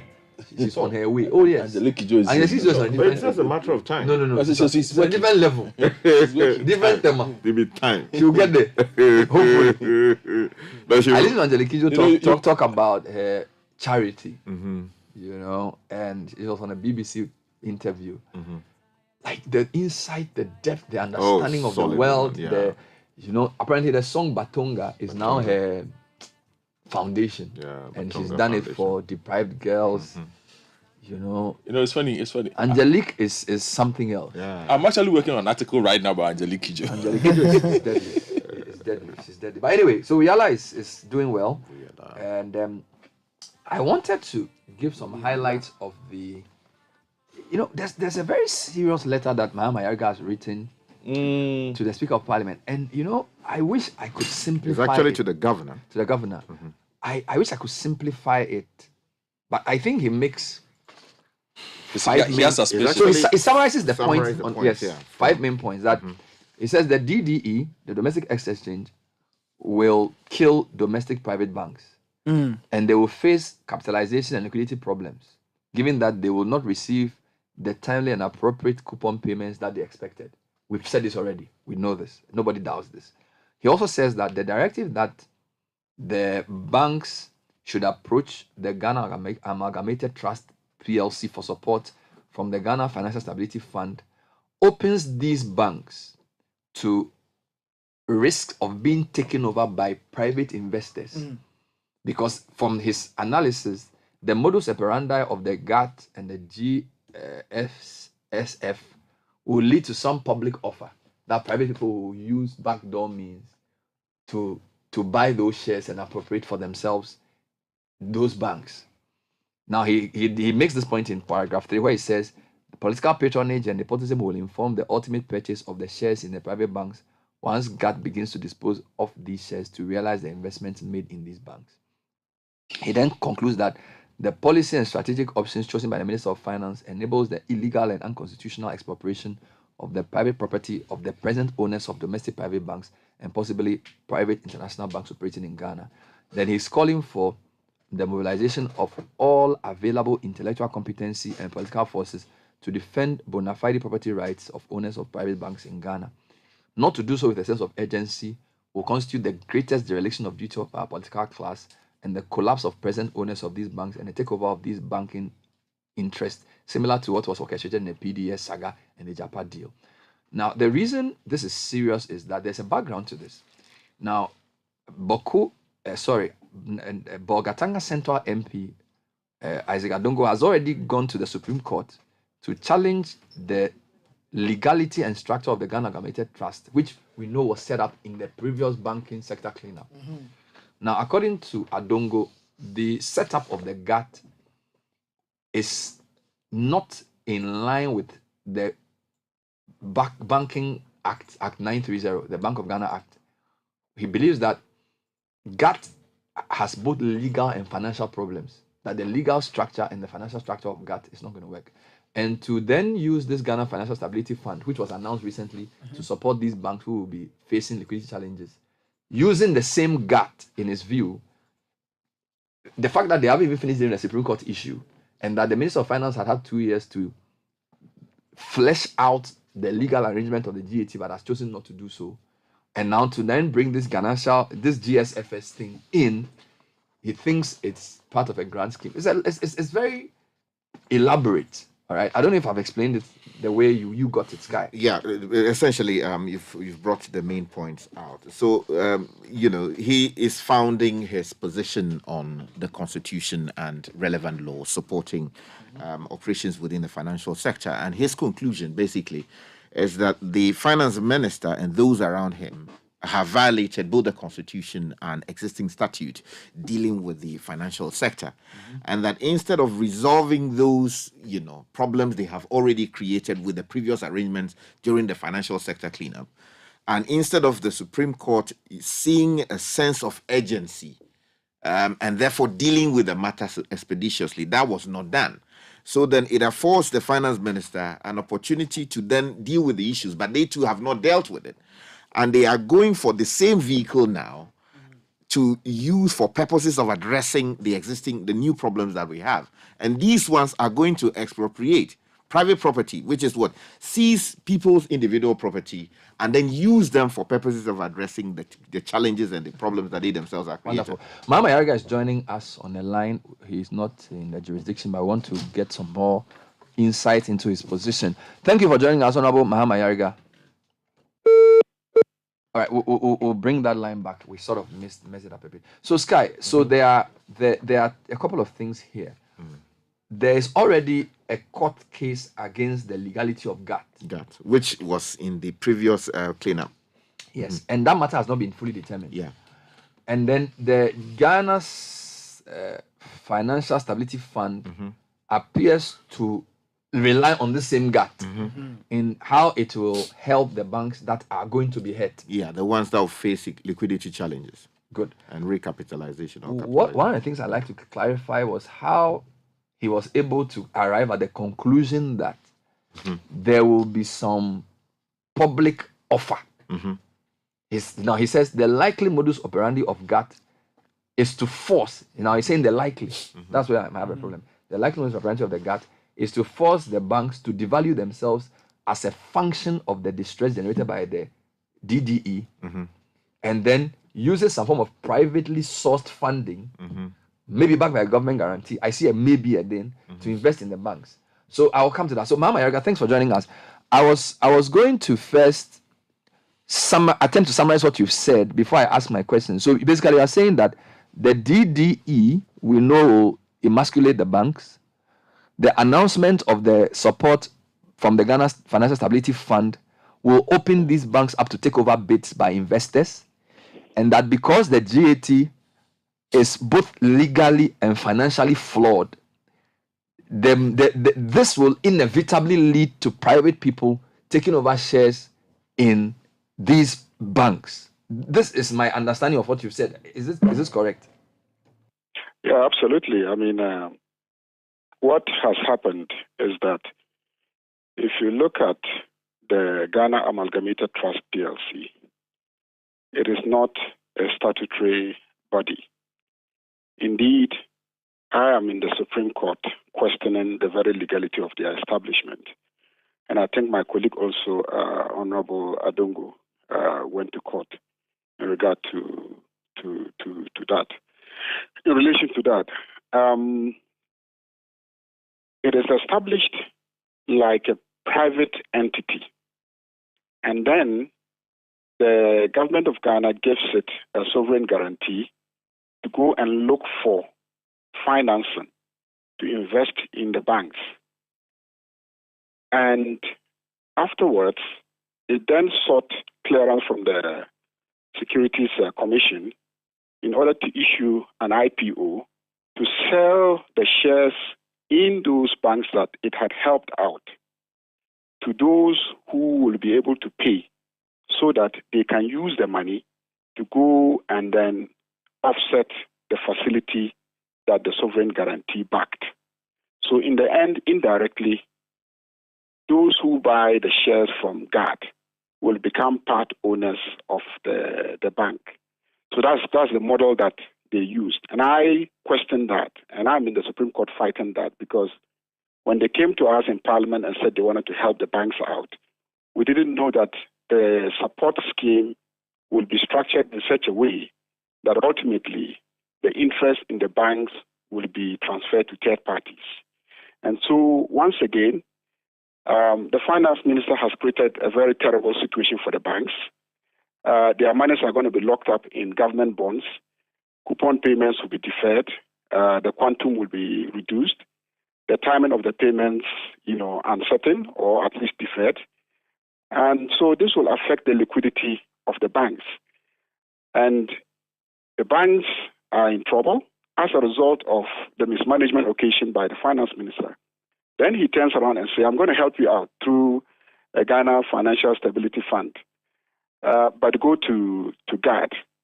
And I'm saying that if they are going to GAD to suffer the same treatment that I've seen them suffer in the past, then once again, you are preparing the grounds for people to just come and take over these banks. So the only way that we can do this is if the Ghana Financial Stability Fund is going to be publicly funded. And you have to come to Parliament, we have to go through the processes, we have to find money somewhere. But clearly, you can't even borrow because that is really your problem as we speak today. You remember when they made the announcement for the Ghana Financial Stability Fund, they said that there was some 15 billion CDs that will be made available to support the banks.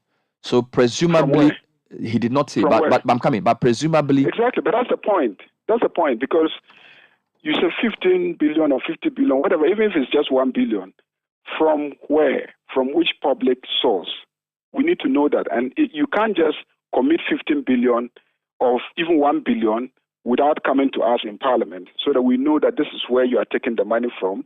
And then we authorize you to go ahead and take that money. And without coming to Parliament, without any indication, you've already shepherded them. Go to GAD. Go and sit and let GAD tell you how this is going to be structured. One, I say GAD itself is an illegal entity. I mean, it's not the kind of body that should be doing this. And secondly, you are not certain as to where the money is going to come from. And if the history is anything to go by, GAD gets its money from private sources. So once again, if the GAD model is what you're going to use, you are definitely in the end going to tell the banks that GAD is going to lend from somewhere in the financial market, come and invest in you, and later on sell the shares to those that will buy so that they can raise money to go and pay. And I'm saying that that is a strategy you are using to take over these banks. In your previous correspondence to the governor, have you received any response? Oh, the governor, I recall, sent a response through the secretary,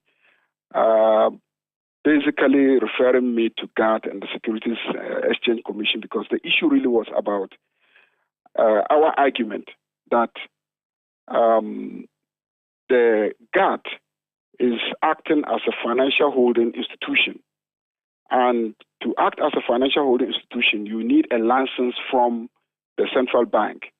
And they did not have the license, and yet they were taking money and investing in banks and taking shares in those banks. And so they were acting as a financial holding institution. I didn't get the right response, and that is why actually we went to court for the court to declare that GAD was breaching those laws. And so we are still in court. So is it a contention of your colleague Adongo that GAD is an illegal entity? Yes, I mean, that's basically our argument. Our argument is that if you look at the structure of GAD, I mean, basically,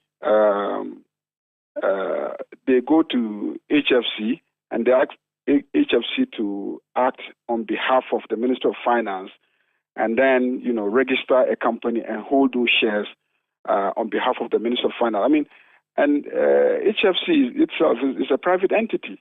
So how can the Minister of Finance go and tell HFC that, oh, please, go and register a company and hold it on our behalf, and then we will give you a government sovereign guarantee. Then you go to the financial markets, go and lend on the back of this sovereign guarantee.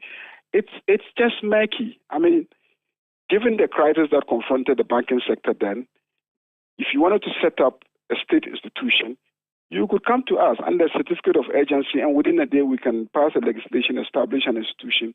You give the institution a sovereign guarantee, it goes to lend, and we in Parliament would have put in place some checks to make sure that ultimately there's no scheme there to just, expropriate the shares in those banks and then deprive the original owners of their institutions. Given that all these crises were triggered by the government. I mean, the current crisis is triggered by overborrowing, by the finance minister. You gave these banks bonds to hold and give you money to run the economy. They've given it to you. Now you wake up one element and say, I can't pay you, and I'm going to defer payment. I'm going to restructure the loan. And these banks plan their liquidity around these receipts. So again, you've caused this. So why do you cause the situation for the banks and then go around to design an architecture that effectively will enable third parties to come and take over those banks? And we know in this country, given the history of PDS and etc., how patrons can effectively design a scheme in which people linked to the system one way or the other will ultimately take these banks. And we need to protect these bank owners. I mean, people in the financial sector hardly talk. Even when they are suffering, they are suffocating. They just don't say anything. And that's why some of us feel the need to speak out for them. Your writ to the Supreme Court essentially challenging the legality of the incorporation of GATT has not been determined. Yes. So I think this question applies to both of you. The finance minister, obviously, if there's a writ pending, ought not be working with GATT until that writ is determined. But we could also say that for you, you probably need to find out what the Supreme Court's view is on the GATT before proceeding to the conclusions that you've concluded. Fair? Whichever way, the writ questioning the legality of GATT is one thing. The mechanism that GATT uses to support the banks is a separate matter.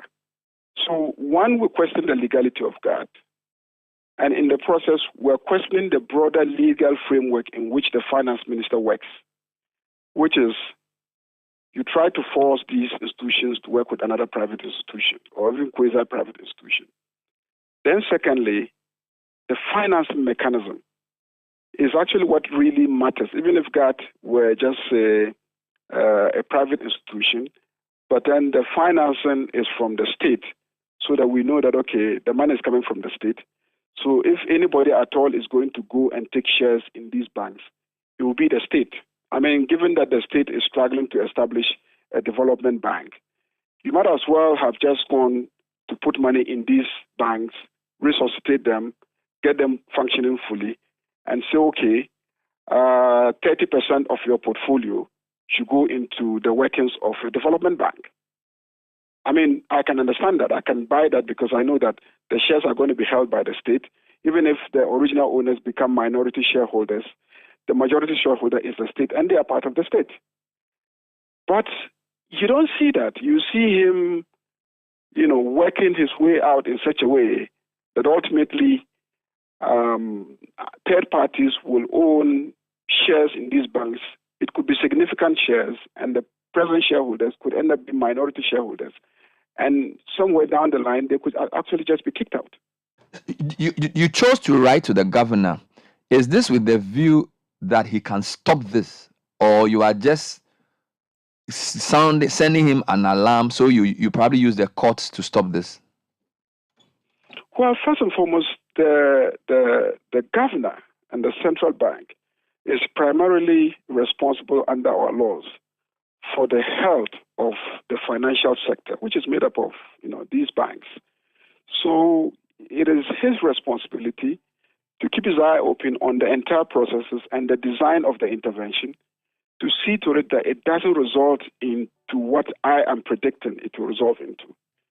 At the same time, I have a duty as a member of Parliament, when Parliament resumes, to begin to mobilize Parliament to pay close attention to what is happening to these domestic banks and how the finance minister is moving, and to block him using the parliamentary processes in those areas where clearly it is the province of Parliament to deal with.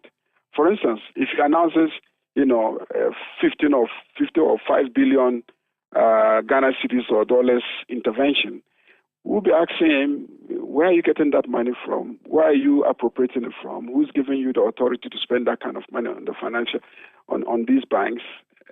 We have to ask him. He has to come and answer to us. He has to explain to us where that money is coming from. And we have to also find out on what basis are you forcing banks to go and deal with this institution? Where is your legal power coming from? Your legal authority to direct the banks to go and deal with these agents? Where is it coming from? Can you tell us?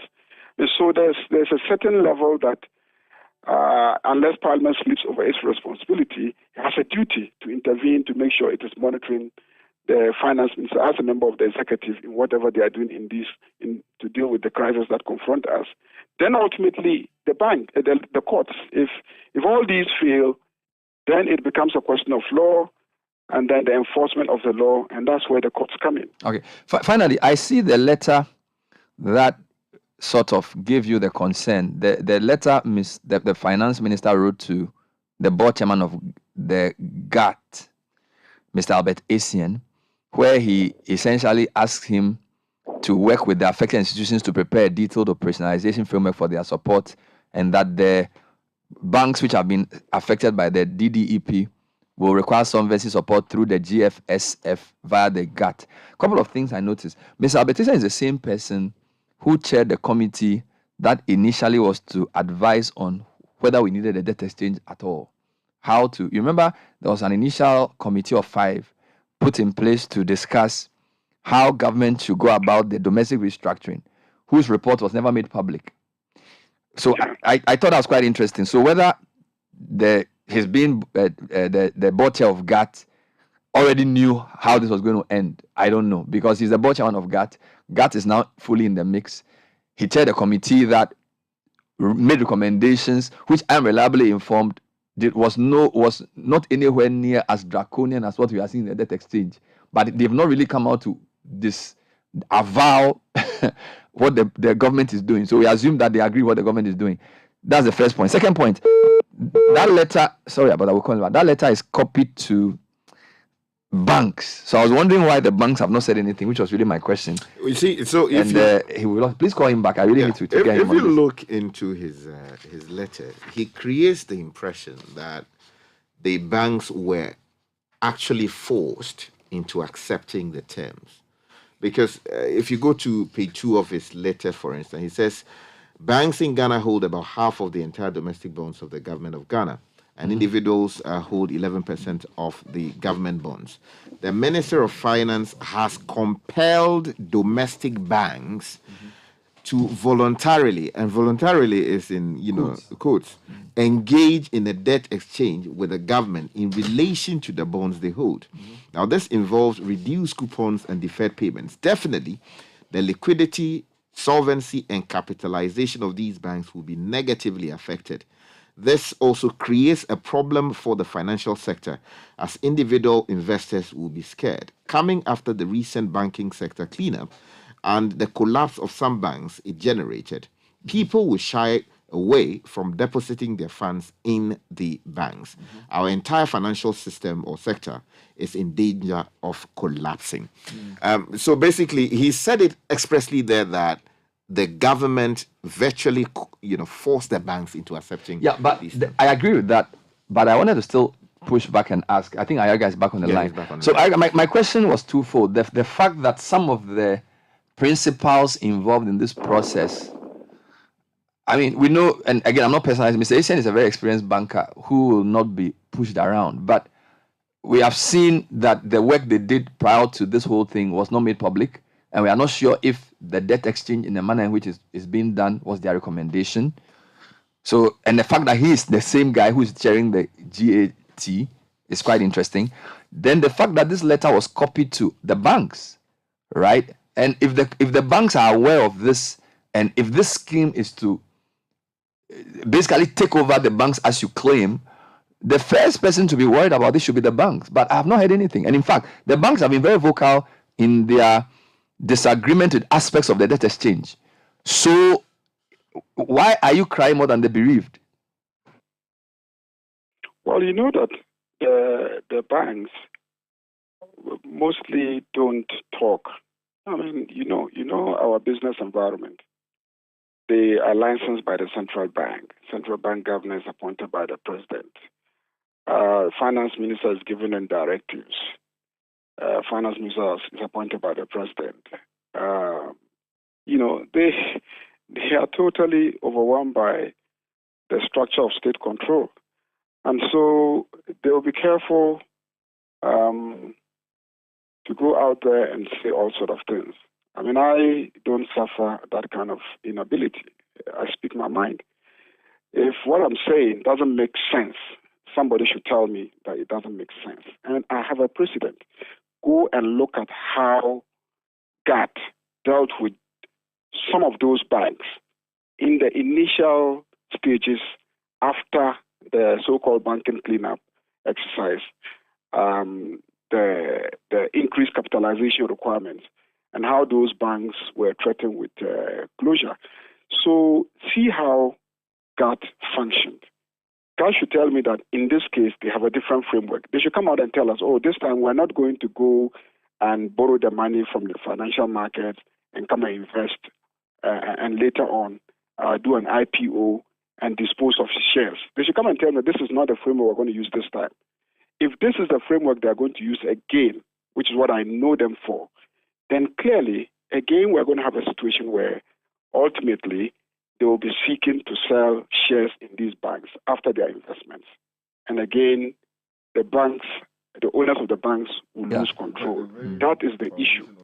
And as for the personalities involved, I mean, in these discourses, it's safer to stay away from personalities. No problem. Who is doing what? Yes. Yeah, yes. but finally, though, do you not suppose that if this were true, the best thing would have been for the banks to reject the debt exchange, seeing as the debt exchange is the main bait, for want of a better word, that's what sets the stage. If you are to be believed, that's what sets the stage for this takeover. But I do not see you saying that they should reject the debt exchange. I've listened to you, Bernard Avle, several times discuss the debt exchange. And you know that the debt exchange is presented as a fait accompli, that, you accept the debt exchange. If you don't accept it, the economy will collapse and those debts will become worthless anyway. The bonds you're holding will become worthless in your hands. So that is the situation. If you see in the letter, I also tried to appeal to the IMF that the conditionalities that they impose must, take into cognizance the fact that if the debt exchange is pushed, the banks will become really vulnerable. So if there's a way that the IMF also can make some concessions that might assist the domestic banks, I'll be happy. So I push all sides. Maybe you haven't taken note of that paragraph in the letter. Yeah, the last paragraph. Yes, the last paragraph. Yes. So I'm mindful of that. But the banks clearly, have limitations fighting the debt exchange. The individual bondholders, haven't you seen the way they have fought? They have fought because the state has no control over them as individuals. But the banks, the state has control over them. They license them. They regulate them. There are other ways in which they can strangulate them if they start talking, quote and unquote, recklessly. So they will be suffering, but they can't talk. But for the individuals, they will talk. So Senor Osi and Co., they will go from platform to platform. They may even threaten mass demonstrations. But can the bank owners do this? They cannot, because they are licensed by the state. I'm not sure all of them have met all the requirements of their licenses. And so one clause can just be triggered and your license will be taken away from you. And, we can't say anything about it. So they cannot talk. That's the reality. But they are suffering. I mean, they are in danger of losing their property. All right. And we must fight for them. Fair enough. Thank you for your time, and thank you for putting this out. We'll follow up on this. Thank you very much. That was Mahama Yariga, MP for Boku Central. And, Godfred and Sky, we've been talking about parliamentary advocacy. We've been talking about the quality of work Parliament does. And I think if you read this in all fairness, yes, some of the points they are making, you can say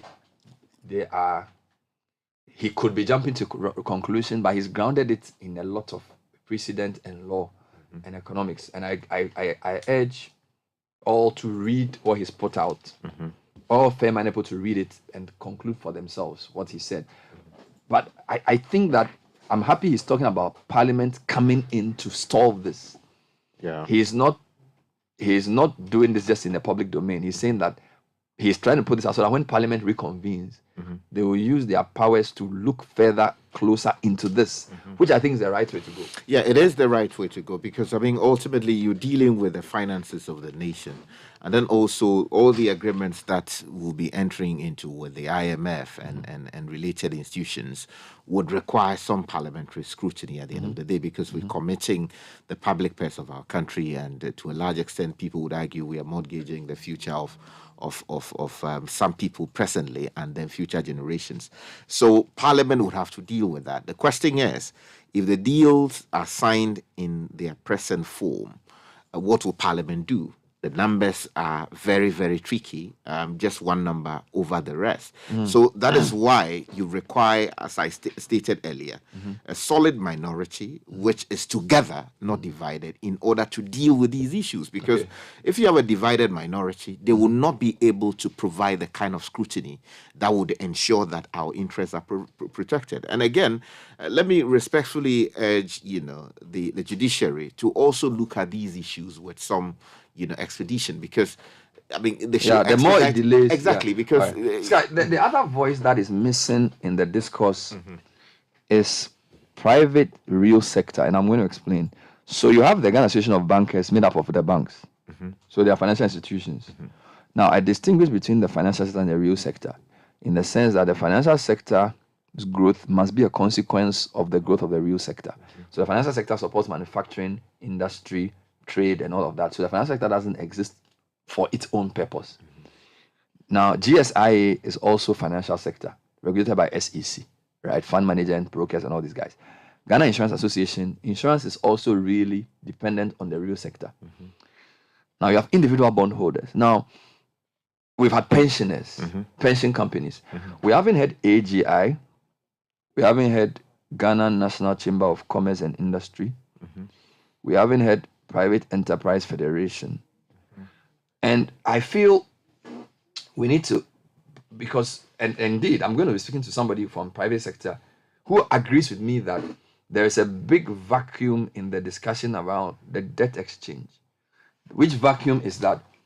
Organizations in the real sector, who obviously, some of who buy government bonds, some of who have lent to government, may be affected, but none of them, as far as I know, has publicly made a statement. We've seen worker groups make it. In fact, the labor unions have been very, very strong on the debt exchange. Pensions and now, related matters.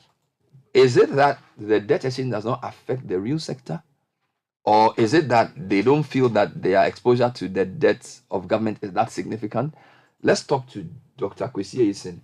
He's a CEO of a company called Pacific Solutions, who has expressed similar concerns about the absence of AGI, GNCCI, and other real sector companies in the debt exchange conversation. Doc, thanks for joining us. Good morning. Good morning, Bernard, and good morning to our listeners.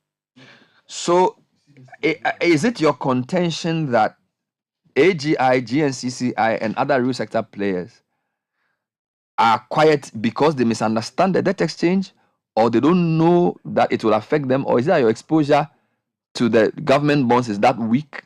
Why haven't we heard from people in your sector when it comes to this debt exchange?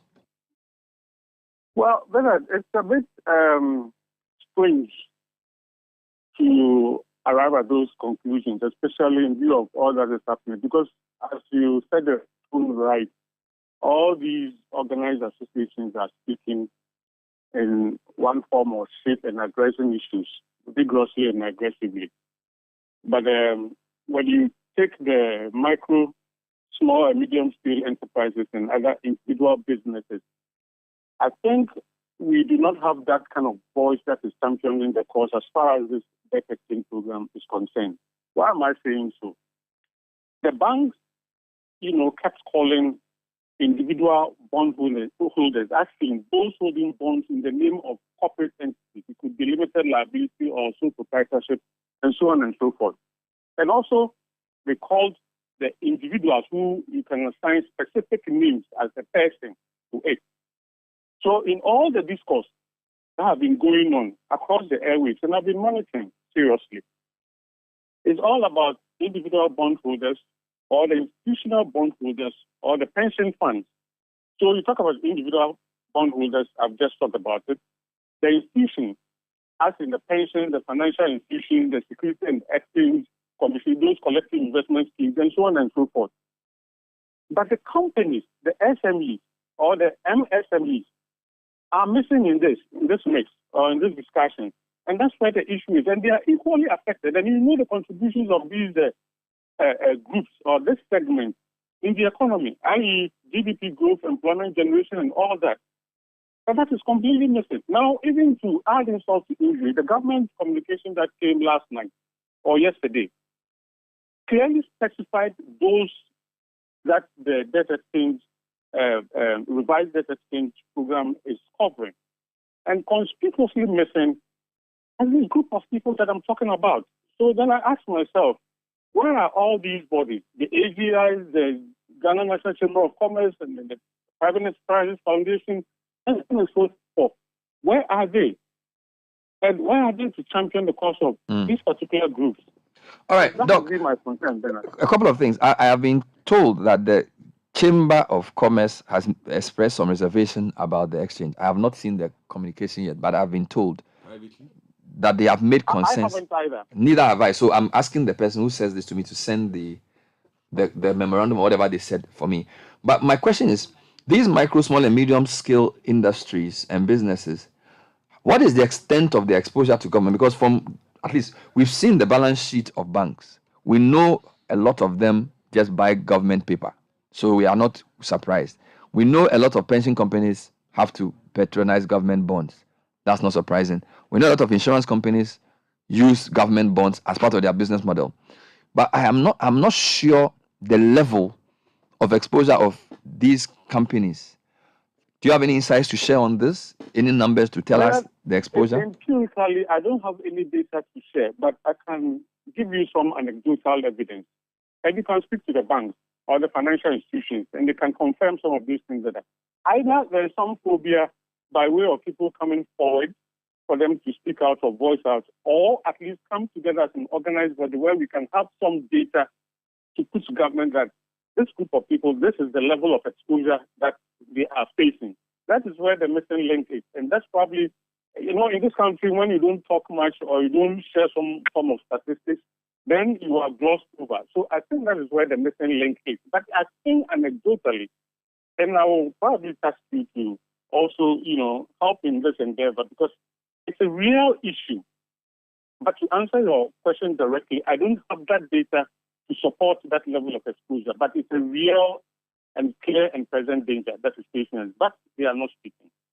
But if what you are saying is true, then it means that the problems of the debt exchange are beyond the financial sector, i.e., if there's going to be suppressed economic growth or some lost capital, it is actually more serious than being, because for now, most of the analysis is on the financial sector, right? But if basically you're saying that the real sector is going to suffer as well. So the 2023 projections may be worse for us than we actually anticipate. That's what you're saying. Absolutely. That's why they need to look at, because the funds that they hold, how much of it is their own capital? That's why they talk about capital adequacy issue and their capital injection. That a lot of it comes from depositors. And these are also from the micro, small, and medium scale enterprises, including all the other groups. So that's why we need to do proper segmentation and segregation and classify them accordingly. But my real issue here is there is over-concentration of some particular groups as against the others. So what I'm proposing is for us to look at things holistically and address the issue of small and medium-scale enterprises. Because we keep making noise about the SMEs, engine of growth and all that, and so many, stuff and jargons that we use concerning this particular group. But yet, when it comes to, this kind of relief or bailouts or, trying to mitigate the effects of debt exchange program in particular, they are completely left out and nobody is talking about them. Somebody is telling me that one of the reasons for this could be that SMEs do not buy bonds or do not like to buy bonds in their name as SMEs because of the tax implications. But when they buy in their name, so if I'm a CEO of an SME, I'm more likely to buy a bond in my personal name than in the company's name for tax windfall reasons. So the SM, and don't forget, in Ghana, a lot of SME owners do not differentiate their money from the company's money. So those people could be represented by the Individual Bondholders Forum. But the business as an SME itself may not have bought the bond in their name. I don't know the extent to which this is true, but this is what somebody in the industry is telling me. I don't know what you think about that. Well, it may be true. There may be some truth in what the person is saying, but once again, you need data to support this. And if it's even people are trying to avoid tax for the reason for which you are adducing now, then I think it is also an indictment on the government as a whole, because we are talking about corporate governance issues here, which now the government itself is caught in the web because of governance issues. That's where we find ourselves, where we find we are being confronted with now. Then we must look at all this, because you can't. Some segments of the business community cannot be seen to be doing right things by way of at least injecting capital, investing in the name of their corporate entities or businesses, whereas others think they'll be so smart that whatever returns that they make, they will route it through their individual personal bank accounts and therefore invest in it. And then you rather give the focus and attention to them. Then what are we doing? Because at the end of the day, one would have thought that if you prioritize the micro, small, and medium-scale enterprises as in their investment, then that is where you can even get tax returns. So if you see that there are movements in terms of shifts or transfer of funds, then at least we have regulators, Bank of Ghana, and all those, the financial institutions, then they should be monitoring some of these things and then at least address them accordingly. So if the person is saying that is what company heads or corporate heads are doing, then at least we must sit down and then relook at all these issues. Okay, fair enough. My final question to you. So now that you, in the private sector, a real sector SME, you've seen this, give me one or two things you'd suppose the DDE should do for people like that. Do you have any recommendations? Are you saying they should be excluded? Or are you just saying they should just be given a voice at the table? Because I've given you a voice, you're on air now, right? So tell me, at least based on, because I'm sure you've thought about this before we did this interview, what do you think SMEs should be given? Or where do you think SMEs should stand? For example, Senor Jose tells us clearly, individual bondholders should be exempt. He's very clear on that. Same as Martin Kwebu. So now you are the voice for SMEs. Are you also saying that SME bondholders should be exempt? Or what are you saying? Well, I would have loved that AGI or Chamber of Commerce or PEP would have looked into this extensively. But I am not proposing that they should be exempted. Far from that. I think we've moved away from that discussion of exemption, because if the individual bondholders are having tough time with the exemption clause. What I am rather proposing is that now we have the revised rate 10% coupon rate per annum for individual bondholders. Then you have 15% also for the pensioners and so on and so forth. Then the institutional bondholders, i.e. the banks, the insurance companies, and so on and so forth, also have very, probably acceptable deals that they've entered into with government. Now, with the SMEs, can we look at a 15% coupon rate per annum for them? And then also for maturity period in terms of their bonds, their bond tenure in 5 years, then at least you know that at least that segment is being addressed. That is what I'm proposing. Thank you for talking to us, Dr. Ayison, and now you are part of the advocacy, so I'm sure we'll be hearing more from you. Thank you very much. So Bernard. that's the CEO of Pacific Solutions speaking from the perspective of SMEs and real sector companies. I think there's one last thing I need to do, Richard, this morning. Yep. I need a firm word from the individual bondholders on the new offer on the table, because when I interviewed Winston, I feel there's going to be a challenge in disaggregating 59-year-olds above and 59-year-olds below, because some are getting below, some are getting 10, some are getting 15. And these people are part of collective investment schemes. So I don't know how a fund manager is going to do an age. Maybe he's going to say all those who are below 59 as of 2023, you will get 10%, and those who are above 59 get 15%. All right. And there's also some issues around if I am an individual in a collective investment scheme and I don't want to do the debt exchange. Meanwhile, my fund manager believes that we should do it because we are collective.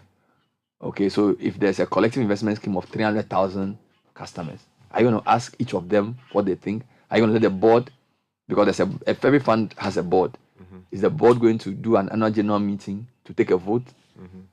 Do you get me? There's no, and also when Mr. Senyo says that the terms are better than the previous terms. What's that saying? But yet he's saying that they will study the document and then they will advise. But he said preliminarily that it will depend on your own circumstance and your expectations. Yeah, it's Bernard.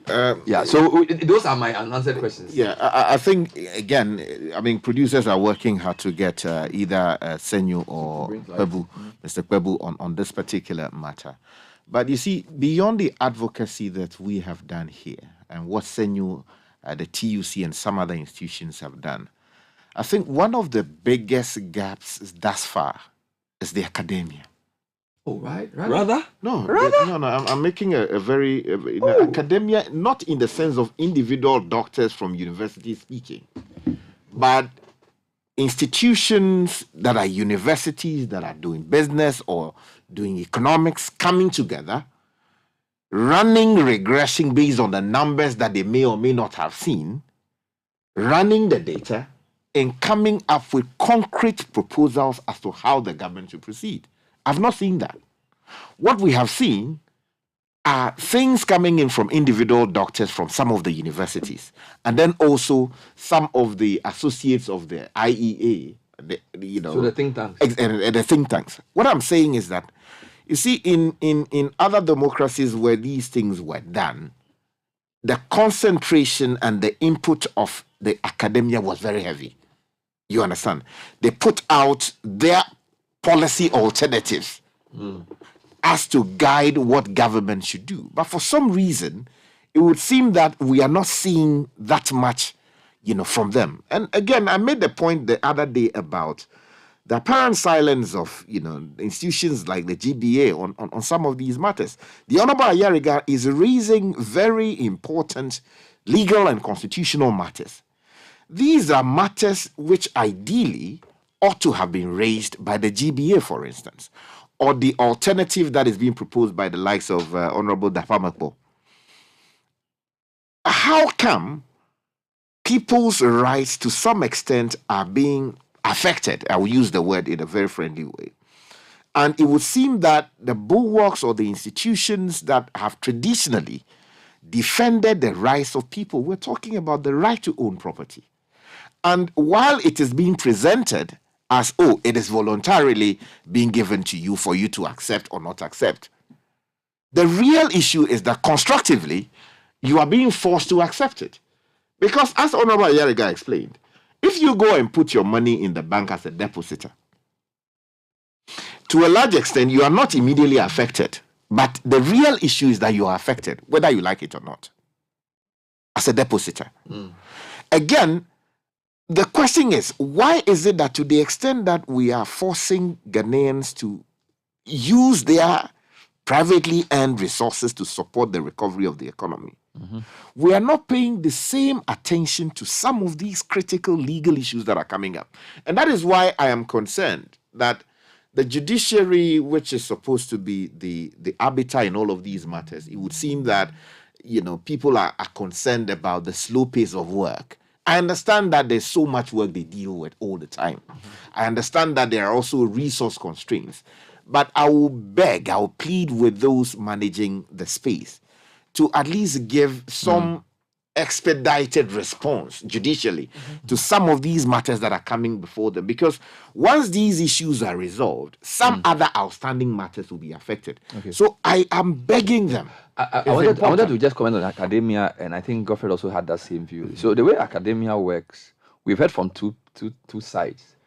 The labor unions within academia have been very vocal. So the UTAGs and these guys, the unionized aspects of universities have been very clear. All right. Then we've had individual academics, John Gachi, you've had Professor Bokwin, Patrick Gesumi, Professor Peter Korte. They speak a lot and they make their points clear. So my feeling is that institutions in Ghana is very complex to make a decision about something as controversial as this. To take a position as an institution may not be realistic within a short period of time, because if you are the head of economics department at Legon, you can individually give an interview to CTFM and express your views based on your own research. But to commission an alternative package, as an example, so to say, government is offering A, we think this is the way they should do it. For the department to do it and to publish it, I think the internal politics of universities will make it probably unrealistic to expect them to do that in a short time. But that's a disservice to us. No, but because, hold on. Okay. But you see, civil society is a motley crowd of different groups. That's true. So you have IACDDs on one hand, you have IFS, Imanis. Now, a lot of these people have lent support to the Individual Bondholders Forum. Now, if you read very carefully what the Bondholders Forum proposed with the technical committee, I can tell you that some of that work had academics involved in it. That's true. I acknowledge that. So I feel if I don't see how academic institutions within the circumstance can have a voice on their own once the individual, because they are, I mean, imagine what's the capacity of a department of economics at Legon to come up and say we don't support debt exchange? Bernard. Does he speak for all the lecturers there? Bernard. When was the last time the lecturers met to make a decision? Do you understand? He will be out of order. But if the head of department grants an interview to CTFM and says, I am a trained economist, based on the question you asked me, this is what I think. Academia is contributing. Bernard, there's so much. You see, hold on. I appreciate some of the points that you made, but I made that concession earlier. That indeed we've heard from individual members of the institutions. But Bernard, are you saying that if the University of Ghana today, have they not come up with research reports that we have read here on matters affecting governance and many other issues? This is the single most important government policy decision since Kwame Nkrumah gained independence for us, affecting the economy.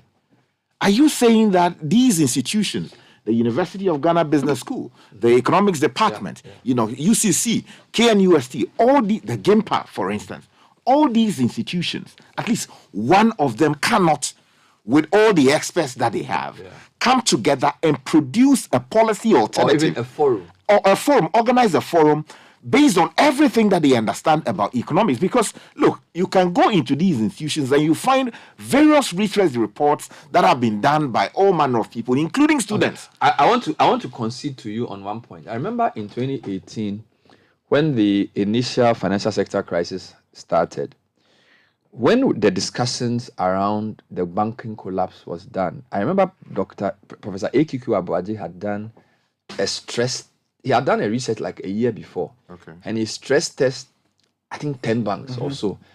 And I found his research report very useful, even in my interviews and understanding of what was happening at the time.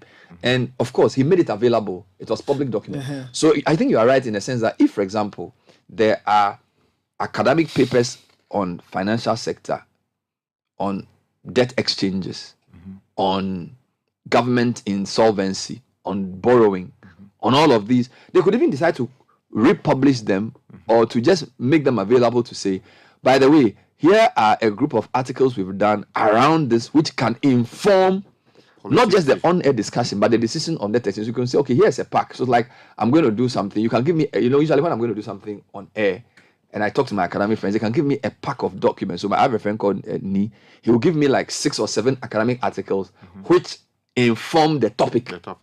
And then he'll put it in the folder and say, I mean, you know me, right? Yeah. So I think Sky has a point when he says, and you work with academics, they could have said, okay, here are 10 articles around debt, restructuring, liquidity, regulatory forbearance, and all of these things that can help. Because in fact, who are they giving it to?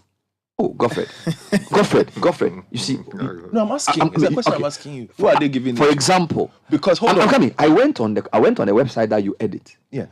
When the city started falling, they put out about 8 articles around Ghana's economy, around currency depreciation, and around debt. I created that myself. And I'm coming. That's what I'm saying. And you were able to do that because you were able to source all the articles from the academics and put it together. You got the academics to rewrite all the things they wrote and put it together. Sky's point is that Legon, GIMPA, UGBS, all these researchers, if they had said, okay, here are 10 they can even make a memorandum to the Minister of Finance and say, since there's a big conversation about debt exchange, here are 10 academic articles to guide the process historically. For example, something that happened in 84. How do you reconcile the 1984 to 20,000? And you understand? Put it together and say, by the way, use this to help the discussion, even if you won't come on air. Or number 2, organize a platform like ESET that State Organic Economy and say, okay, we are a credible institution. Economics Department of the University of Ghana. We have a big hall. Governor, come. Finance Minister, come. We want you to come and explain to the academic community what the debt exchange is and why you think it is the only way to go. Because so far what we see is that they invite them to say maybe the Preparation Summit and they will speak. They invite them to launches. If the University of Ghana says we are partnering with CTFM or whatever, and we do that for budget.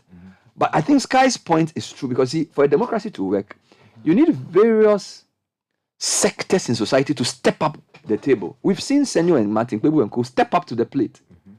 To a large extent, they are private individuals. We've seen think tanks, Imani, CDD, IE, and all. Some of them, they step up when it comes to constitutional review. They pick and choose because not every think tank has knowledge in everything. But I feel academia, the more I think about what Sky is saying, the more I agree with him. There are different ways of doing it. You know, they can offer their services to the committee. There was a technical committee set up between Minister of Finance and the individual debt bondholders. Academics can say, we want to be part of this. Because, as Sky says, this is this is the biggest financial crisis we have faced since 1984. It is since 1983. And the fact that a lot of social forces are dormant and quiet should be of concern to all of us. Now, you have someone like, okay, let's go to Senyo. No, Bernard, before you go to Senyo, because otherwise there will be a lag. Go on. You know, on the points that you made. Like completely. No, Senyo, producers have stopped Senyo is going somewhere. So Senyo Hosi and Martin Kwebu and Franklin Kujo and all these guys have shown leadership from the private sector front. And Godfrey, we need to commend them for this. Because when I read the technical work they did with the solid, I was like, they were able to come up with. See, IEA did their back of the envelope analysis, and IEA said we can save 45 billion if we do A, B, C, and D. Senyo and his group got 83.5 billion. Close to. Just so, and this was like within 2 days. All right. So I think CDD also put out some work on governance and but I'm saying that, and I'm using that to enter the interview, of course. So there are a lot of things. So Senyo, thanks for joining us. I listened to you on Eyewitness News yesterday, and for once I wasn't sure what to do because, admittedly, this was a fresh statement from the minister. It hadn't fully been studied, and you were studying it. But I got the sense that maybe you are conflicted because we've moved forward from the initial position. As in, the finance minister has made some more concessions, but it seems as if you are not able to say whether we should reject or we should accept. What is going on? All right. Good morning, Bernard. First, there are some fundamental things with the one. We appreciate the ministry's revision offer, and if you read it, the ministry for the first time has been formally clear, and singling out individual bondholders are free not to participate. So the option of it being voluntary is real. These are the words of the minister. And we absolutely trust it. And it's also been very clear, saying that if you keep your old bonds to honor it, that doesn't mean that there are not circumstances where some of these new bonds work. That's what I was trying to refer to yesterday. What we would have to do is to educate people well, so people have active options. The first one thing I want to debunk is this whole subtle suggestion that there'll be challenges or limitations with tradability. I don't subscribe to it. Our technical committee doesn't subscribe to it. It's a matter of opinion. But instances where you have officials of state going publicly to say people will lose up to 90% of their investment if they keep it alive. The sure way you lose your money is to join the new bank. And that is where you have a problem. When you compare both papers, you have the old bonds averaging a return of about 20%, with maturities some shorter than the proposed 5 years. That will definitely give you a better value than the new bonds. But you may have instances, especially in the case of pensioners, where you have papers, maybe like the ESLA paper, that goes way beyond these 5 years. And you have a coupon of, say, 20%. That is a corporate bond. It will have to be subjected to personal income tax at the end of the year. That would be 25%. If you take 25% of the coupon of 20%, your net income or coupon will actually now become 15%. So in that case, you are almost at a neutral position. The only challenge you may have may be the legal issue. What legal standing do you have with the new bonds versus what you have with the old bonds? The old bonds give you full legal power. The new bonds, we are yet to see the info memo. So yesterday I was on one of your sister stations and I said, everybody should relax. For individuals, the minister is on your side, but he's giving you options. So go relax. Senor, hold on, just to clarify something. We'll clarify it. Are we sure that the minister is on the side of those who say they don't opt for the new bonds because he has not said they won't pay? But as you rightly pointed out, when you read the statement where he seeks to, and this is the statement paragraph 3b, where he says, upon a successful DDEP, there will be very few of the old bonds in circulation and likely limits tradability. That seems to be a certain pointer to, he's almost saying, if you don't come for the new bond, your old bond may be stuck in your hands and nobody will want to buy it. And I don't know whether he then suggests then that you have to hold it to maturity and then you get whatever is due based on its tradability. I'm not sure what this paragraph is trying to say. All the minister was saying in there, when I say the minister is on your side, he has actually been clear, both in his own direct interviews and even in this memo. He is clear that you are free not to participate. He is clear that he will honor his obligations under the old bond. So that's not in dispute. So there's no need for anybody to create confusion about that particular line. That's why I say the minister is definitely on our side. And more importantly, he's actually on the side of the law. So even if he decided not to be on your side, he would have been going against the law. And if anybody holds him tomorrow or holds a state and there's actually a loss, he will be facing the risk of being held responsible for causing financial loss to the state. Because this is just a clear matter. You have legal advice from the AG, all that, blah, blah. But let's move on. Now, on this issue about tradability, the estimation of the finance ministry is that you have less of these bonds in the market.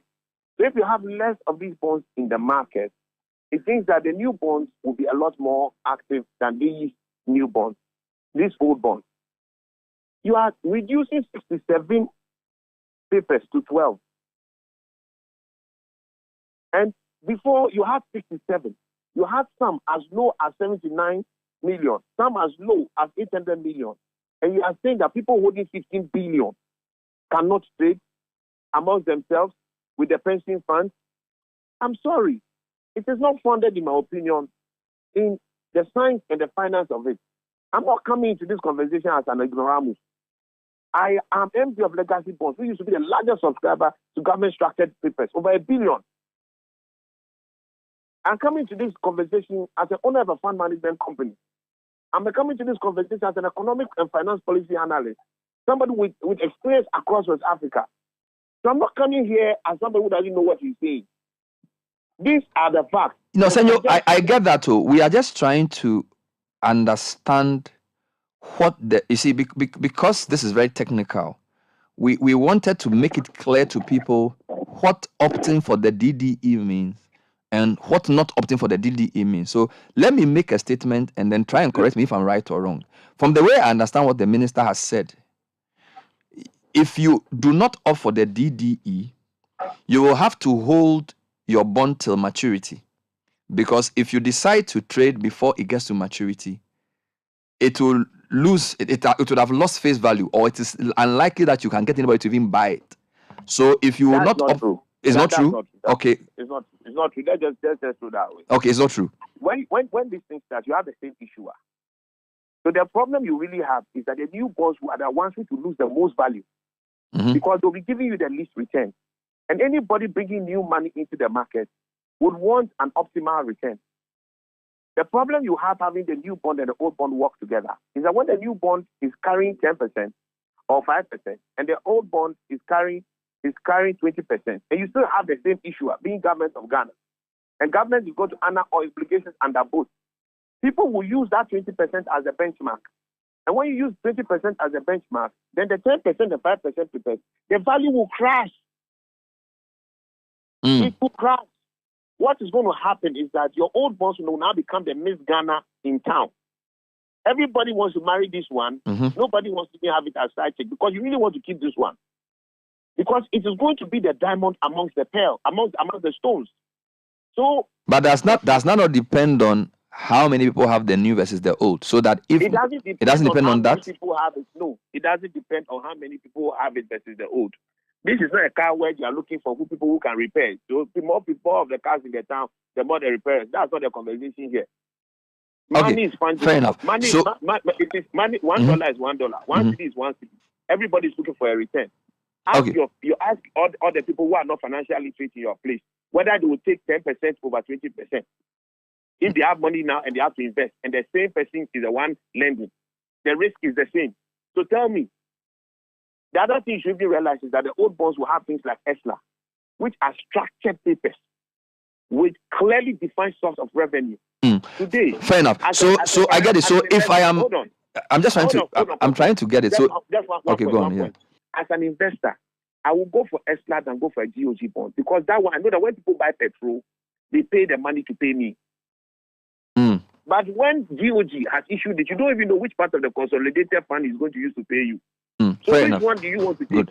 So if I am an individual bond holder and I either decide to trade or even to hold to maturity, when it's time, government, based on all the minister has said, will pay the interest when the coupon date arrives, and I'll also get my principal. Of course, inflation would have done what it would have done.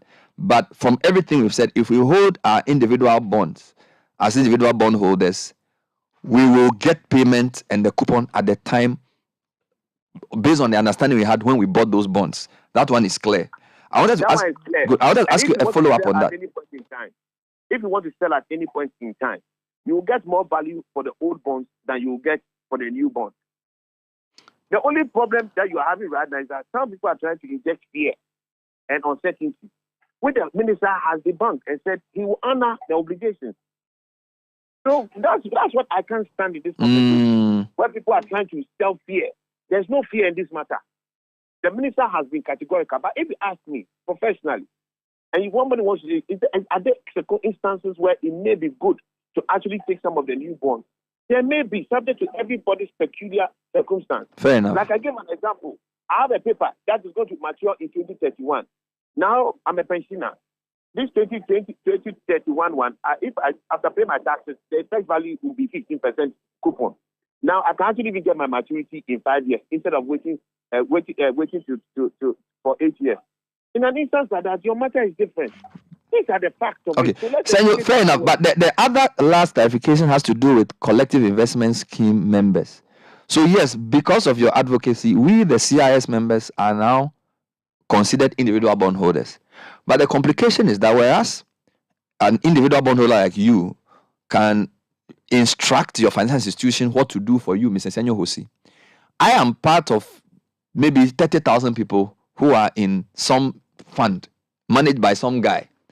Now, if and based on the what government has said he's going to do, people who are 59 and below will get 10%. People who are 59 and above will get 15%. Two things. How do I tell my fund manager that I don't want to be part? That's number one. Number two, even if I will be part, how does my fund manager differentiate between Richard Sky, who is 72 years old, and Bernard Avle, who is 44 years old, because they are all part of the same CIS? And one is getting 15, one is getting 10. I don't know if you get my question. Yeah, it's not going to be functional for government or to operationalize the segregation in with CIS. At the end of the day, government must actually come with an offer that harmonizes both positions. What's the difference in the people's situation? If you, Avle, you are the one taking care of your mother, and you actually have invested in a bond, and your mother is 80 plus, and that's the money you used to take care of her. What's the difference between that and she herself having invested herself, and she also needs to use the same money to take care of herself? Is it the same old age that you are trying to address? Mm-hmm. How do you discriminate between the two? We will have to harmonize it. So that one of the proposals we are likely going to be making, but we still have to have our forum to have a conversation, that we will have to harmonize the position so that collective investment schemes can actually opt for both the old bonds and a bit of the new bonds. They are all going to be traded in the market. The thing is that the value would drop for the new bonds, and the old bonds will have a superior value. And to actually depend on the cost of funds at any given point in time. For a discount rate of X, they are going to have a better value with the old bonds than the new bonds. But maybe the CIS, your fund manager, may see opportunities in the market, who may be an arbitrage, and may say, okay, let me take some of the new bonds. So that flexibility must exist for collective investment schemes. I don't think you are going to have much problem. So over the next 2 weeks, you are going to have that conversation with government. The only thing I just want people to understand, holding on to your new bond doesn't present you any present and real and subordinated in a risk or position against the old bond. It doesn't work. You are in a superior position. You may have unique situations where you have a better value, all right, or you have equal value, and you can take a neutral position. Like I gave you the example. I have a paper maturing in 8 years. Government says that I can bring that 8-year paper today and let it mature in 5 years and collect 15%. Will be practically what I'll take on to the 8 years. I may rather take it and respond to the market when I get my maturity in 5 years. So these things vary. And that's why I was not so expressed, in yesterday's meeting. But if you are in doubt, just keep your old bond. Wonderful. So I think that's clear. Hold your old bond. You will not be disadvantaged. If you have a peculiar need that requires you to opt for the offer, go ahead. But generally speaking, the old bonds are not, the holders of the old bonds will not suffer, or they will not have any inimical outcomes if they choose to reject the DDE. That's my take out from what you said. It's the summary of the whole matter. The market is not going to punish you for it. Policy can't punish you for it. Won't punish you too for it. So there's nothing to really worry about. I would have been happier if the way if the financial is the one saying it the way you are saying it so clearly and so, because it's easier to. Maybe I'm being a bit facetious, but it's easier to, because you see, when you listen to him, you have to listen very carefully to understand, because some of the comments he makes are in response to questions as well. Like in the way you've said to me very categorically here that if I hold on to my own bond as an individual bondholder, I am not disadvantaged in any way. Obviously, he is trying to sell a new bond to me, so he won't say it in the same way that you will say it. But at least it will be more comforting for government to make it as unequivocal as you are, that holding on to your old bond does not disadvantage you in any way, except if your circumstances are peculiar based on the example that you give. So I will leave it here, Senor. Thank you. So one note, please, with your permission. I think the finance minister has done that. Read his interview with the graphic, both in online and then in print. He has been categorical about that. I'm going to honor my obligations under the old bond. The only thing he has said is that he cannot guarantee what happens on the secondary market. But the truth is that the finance minister has never guaranteed anything happening on the secondary market, and he can't also guarantee what happens on the secondary market for the new bond. So it is a good disclaimer that he's just making, that I am going to do my part, but what happens in the market is not my doing. So that one, you have to manage it yourself. And he's right. So I think he has already given that communication. Wonderful. Fine. And hopefully you will send a statement again from the IBHF to reiterate what you just said to me. Absolutely, we will. Yes, it's important for us. Thank you, Senor Jose. I want to call him a convener, but there are a lot of co-conveners. So, yeah. So Sky, you see individual bondholders, civil society, spending their time doing this great work. And Godfred, Sky's point is that a lot more people, and these guys are not paid to do this. There are people whose job as civil society is to do this. There are academics who are in a better position with academic freedom to do a lot of things. They are not. But I'm not here to. He said, well, you know. No. You see, that's because I wanted to understand clearly what Sky was looking for from. He wanted more fire. No, and consistency. But there has been. But the academics have been consistent. No, they have not. You see, no. It's individual academics, like individual bondholders. No. But you see, the thing is, most of them would operate upon the urgings of, and academic freedom is such that people would hold different thoughts. Yeah. All of them will not think the same way. Exactly. Okay, which is the point you were making about what Bob Watson thinks about this. It's not what Ebo Texan would say.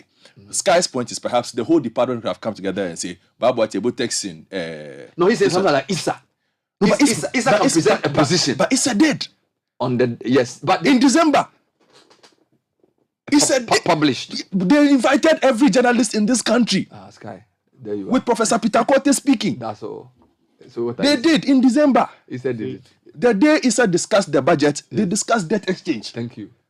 You see, so it's so not maybe just maybe they didn't shout a lot, but they did it. The thing we must also appreciate, you see, because we've come a long way with how in getting our academics to become a lot more public intellectuals. Yes, sir.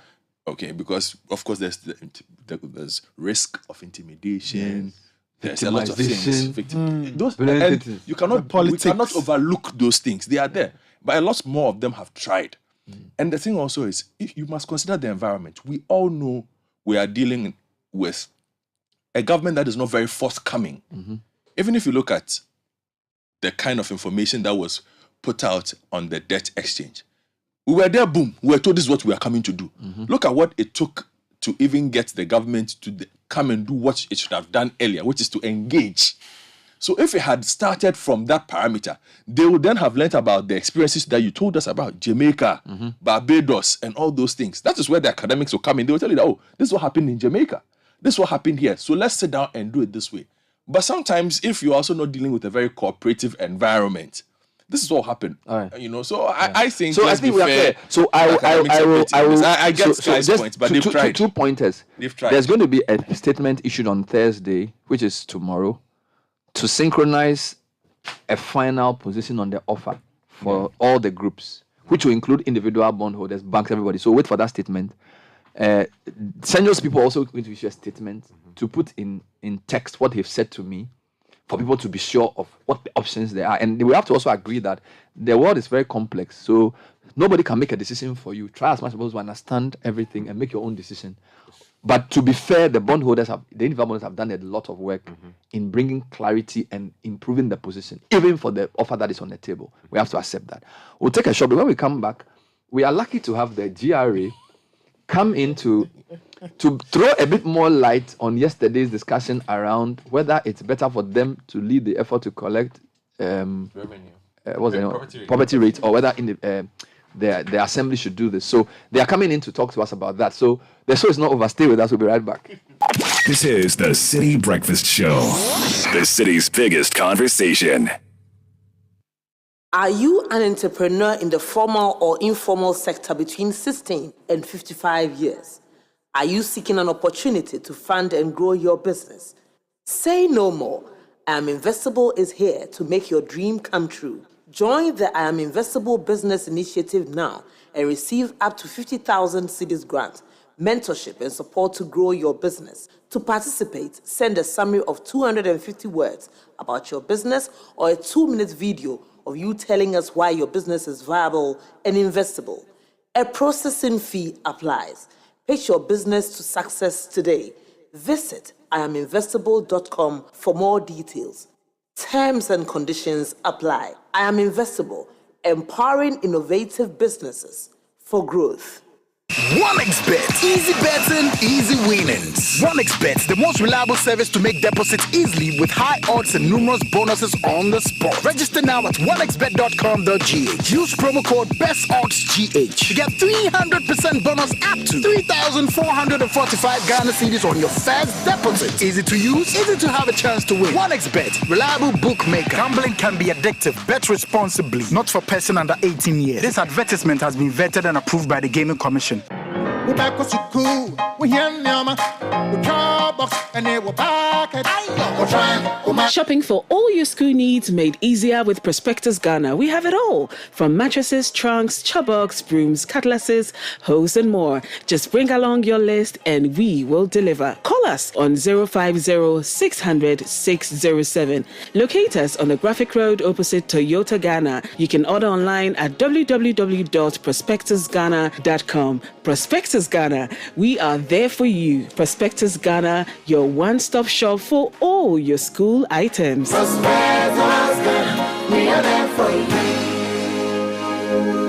Your one-stop shop for all school items. Hey, nowadays, germs are in the air. Aren't you concerned? Concerned about what? About the children, of course. In times like this, they sneeze, cough, and fall ill just like that. This is why we need to give our children and ourselves a fighting chance with the maximum protection of Dettol soap. Dettol soap not only refreshes you, but also protects from up to 100 illness-causing germs. It can be used for bathing and washing hands. So keep calm, get Dettol soap. Dettol protects from up to 100 illness-causing germs. This advert is FDA approved.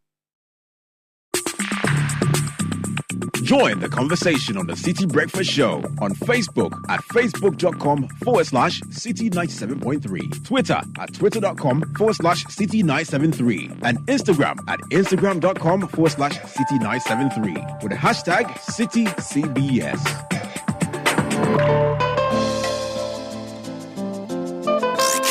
Unleashing the power of relevant radio.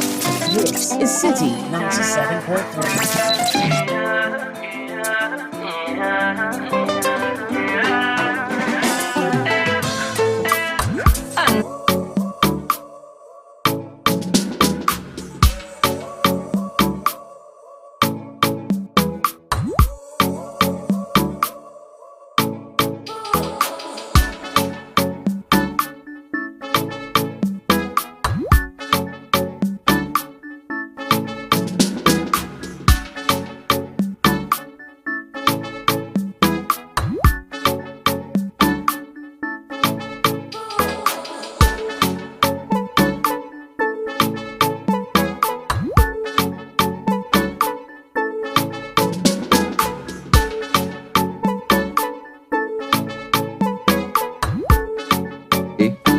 They sort of explained what the new offer to individual bondholders means for collective investment schemes. Then what else did we do? We spoke to Mama Yariga, who is warning against government using GAT to bail out the banks because he thinks they will use the backdoor to appropriate shares in banks for private people. And then we spoke to, who did we speak to again? Senor We spoke to some guy, Dr. something. Dr. Ade. No. Some guy on SMEs, yeah. Yes, on SMEs. SMEs. Yes. And how they could be affected by his name, by the then DEP. yes, and then we brought in Senor Hosi. Yes. On the DDE. Yeah. So Nathan, tell me a couple of things before I come to GRA. Well, yes, Lashibi Funeral Homes and Crematorium, they are reminding people that they've got great products and services, whatever it is you want, from picking up your loved one through to the burial or cremation and funeral reception. They have you covered. Call them on 0509-542-409 or send them an email, info@lashibifuneralhomes.com. They've been doing this for 21 years, so they have a good idea of what it is they are doing. Visit their website, lashibifuneralhomes.com, for more info. Lashibi Funeral Homes and Crematorium, dignity for the deceased, comfort for the bereaved. Now, the 2023 Heritage Caravan is officially sold out. Thank you for your patronage. Now, let's get ready for a road trip of a lifetime to discover Ghana from March 4 to March 11. Pack your bags and let's go on this spectacular tour We'll put everything together in 7 exciting days. We go through 13 incredible regions, and with the promise of a rich cultural experience, introspective historical visitations, and exhilarating field days with nature. Is a journey full of fun, education, information, wonderful memories, and great bonding moments on the Heritage Caravan 2023, and it's powered by Citi TV in partnership with the Ghana Tourism Authority, with support from Citi FM, and proudly sponsored by Hollard Ghana, the European Union, Malta Guinness, Ebony Condoms, the Goil Company Limited, National Lottery Authority, and Voltic Mineral Water.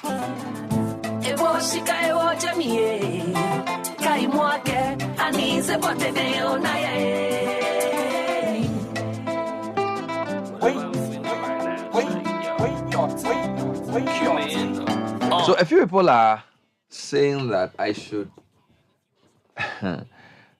stick to what the minister said in his text, because they still have concerns about whether those who do not opt for the DDE will be paid. But I feel we should stick to what's on the paper.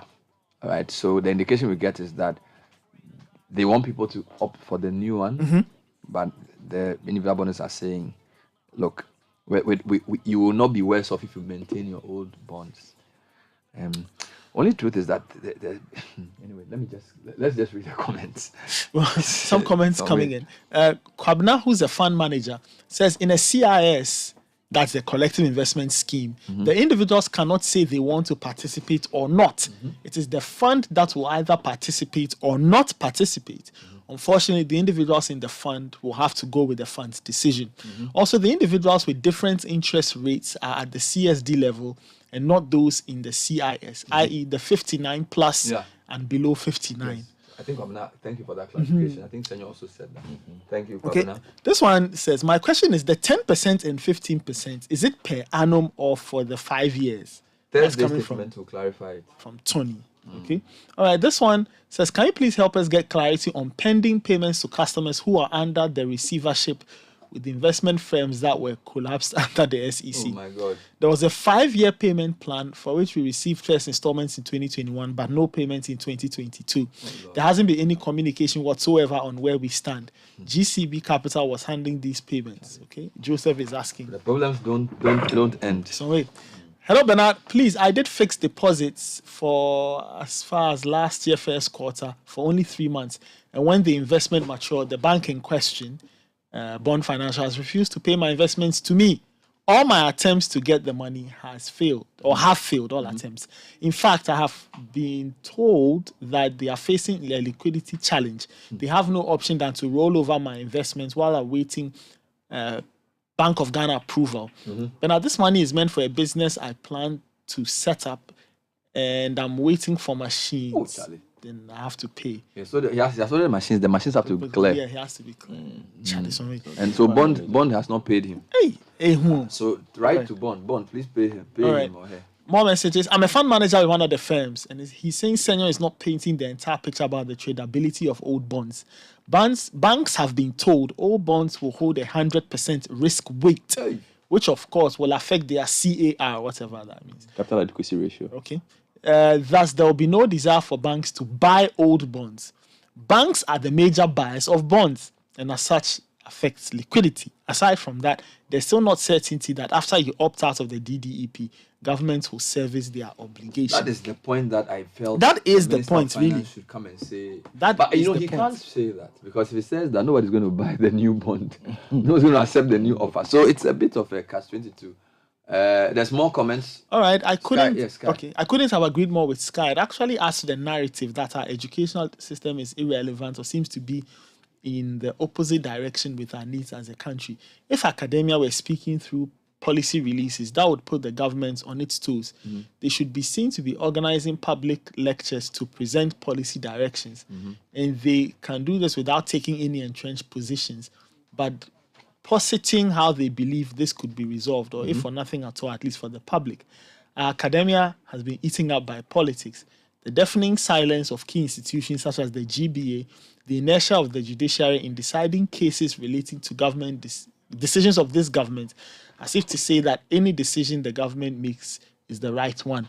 The judiciary need not to be told to set up special courts as soon as possible, like they did for mining, to deal with any litigations bordering on this DDE thing, because it's about life and death. I'm very disappointed as a defenseless citizen. But again, on that point, Bernard, you see, I must also say, as a people, it's kind of like the people who make comments like the media did not talk about this by virtue of the fact that they listened to one radio station and did not hear something. I like the way you pointed to Sky, that you understand? Some people have actually said things. Oh, yes. Let me tell you something. Do you know there's a very comprehensive academic paper that analyzes the school feeding program properly? If I ask how many people have read it, who have even heard of it? Is it on Kofi Asari's website? No, it's not. It's a very public paper done by Dr. Rahim, UDS. But because he teaches at UDS, nobody is going to UDS to go and check what they have there. You understand? But it's very available. Again, with 2 years ago, Dr. Edu Osusakodie, who is quite a regular, he makes himself available to us, did a study on how Ghana can maximize revenue from its minerals. Who read it? I did. No, I'm just saying. I did. 2018. I have it. Do you remember that paper? Wonderful. He in fact showed us how every year Ghana could make up X amount of money if it changed X legislation, if it charged this and this and this and that. But there's also a responsibility for those who write papers and whatever they do to find a way of circulating it. No, but they do distribute. I found it through some other means. Then I used it because I needed to do an interview. But what are the resources available to an academic other than what you normally would have published Maybe in the journal? Put it on their Facebook. The university, what would they do? The university communications should be doing more. But you see, the thing also is, Bernard, it's just the general lack of thirst to look for some of these things. There are days where, even online, Bernard, if you tweet, when you do tweet about something, and Nathan is quite a victim of this, you can tweet information. Somebody will tell you a link. Meanwhile, you've provided more than adequate enough information for somebody who has enough know-how to access Twitter. But just come on Google and check. It says link. Then they say they want a link. If you don't add the link, he's not going to find it himself. Or Bernard, you share a link and then somebody will come and comment. So what is the summary of all of this? But it's a sign of the times as well, because you know that because of the way information has become so the information available, overload. it's much. People want it in bite sizes and they don't want to read. I don't know. It's in bite sizes for some of them. Some of them are in bite sizes. I actually think that electronic use, like the way we process information, is making us dumber, although it's giving us more information. So what's happening is that you have a little of a lot, but you don't have a lot of any one thing. So most people would have read, for example, if you go on the Twitter timeline, there are 10, thousands of comments. So a lot of people just want the headlines. They don't want to really understand, so that data exchange. So they say, Senyo, should we take it or not? They don't want to know that things are more nuanced than that. So, and I feel it's a bigger commentary on the way society is being framed to question things less. Yes. Because we are not deep anymore. We are very, Charlie, quick. Charlie, so what will be the, let's move on to the next topic. And we've also allowed the political space to discredit academia over a long period of time and just intellectual conversation. Look at someone like Bright Simmons, Charlie, and the work he does. I don't even know how he gets, but the amount. And this is somebody else in the same school. So I said, did he go to the same school? But Bernard, if you get online, the amount of abuse he gets for simply looking to engage and question. Hey, that's what you always question. Why are you asking questions? The government is doing. After he would have sat down and done the research, asked, okay, why are we doing A and this? Why not this? What is this option? Most of the people would say, oh, you are too known. But the good thing is that he doesn't stop. If he was following those things, he wouldn't be doing. He doesn't stop. Because you are right. We are in a society which is very anti-intellectual. Very. And they don't question a lot. So it's like, oh, they will too know too much. They be Yes. Yes. But that's why we are suffering. No, that's who we are. So a lot of people don't want to come out. Change makers never. But it's also because we are not in a meritocracy. Because you can be very flippant and very lazy and use second-hand means to make money, right? You can be that's the. You see, in certain places, ideas rule because it's merit based. Yeah. Here it's not merit-based. You are friends with somebody. So because you are friends with a minister, you can insult Bryce Simmons, and because he will give you some money at the end of the day, and you can buy a land at OEB, you are okay. Yeah, you so everything. that's the problem. The society that does not, if your rising is not based on merit, but it's based on proximity to power, you can sit anywhere and say anything you want. Yeah, that's right, which is wrong. That's what she was like.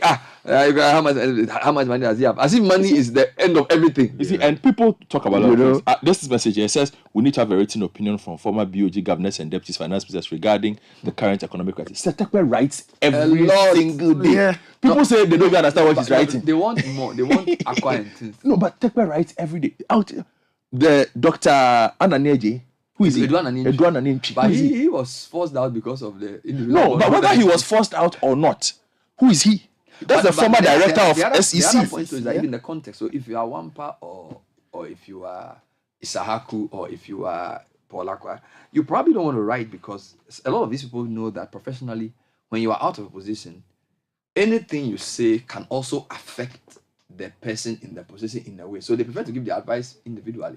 Some of it is like an unwritten rule. So some of them, we have to allow them that. And again, from what you said about Bryce Simmons, not everybody wants to be insulted.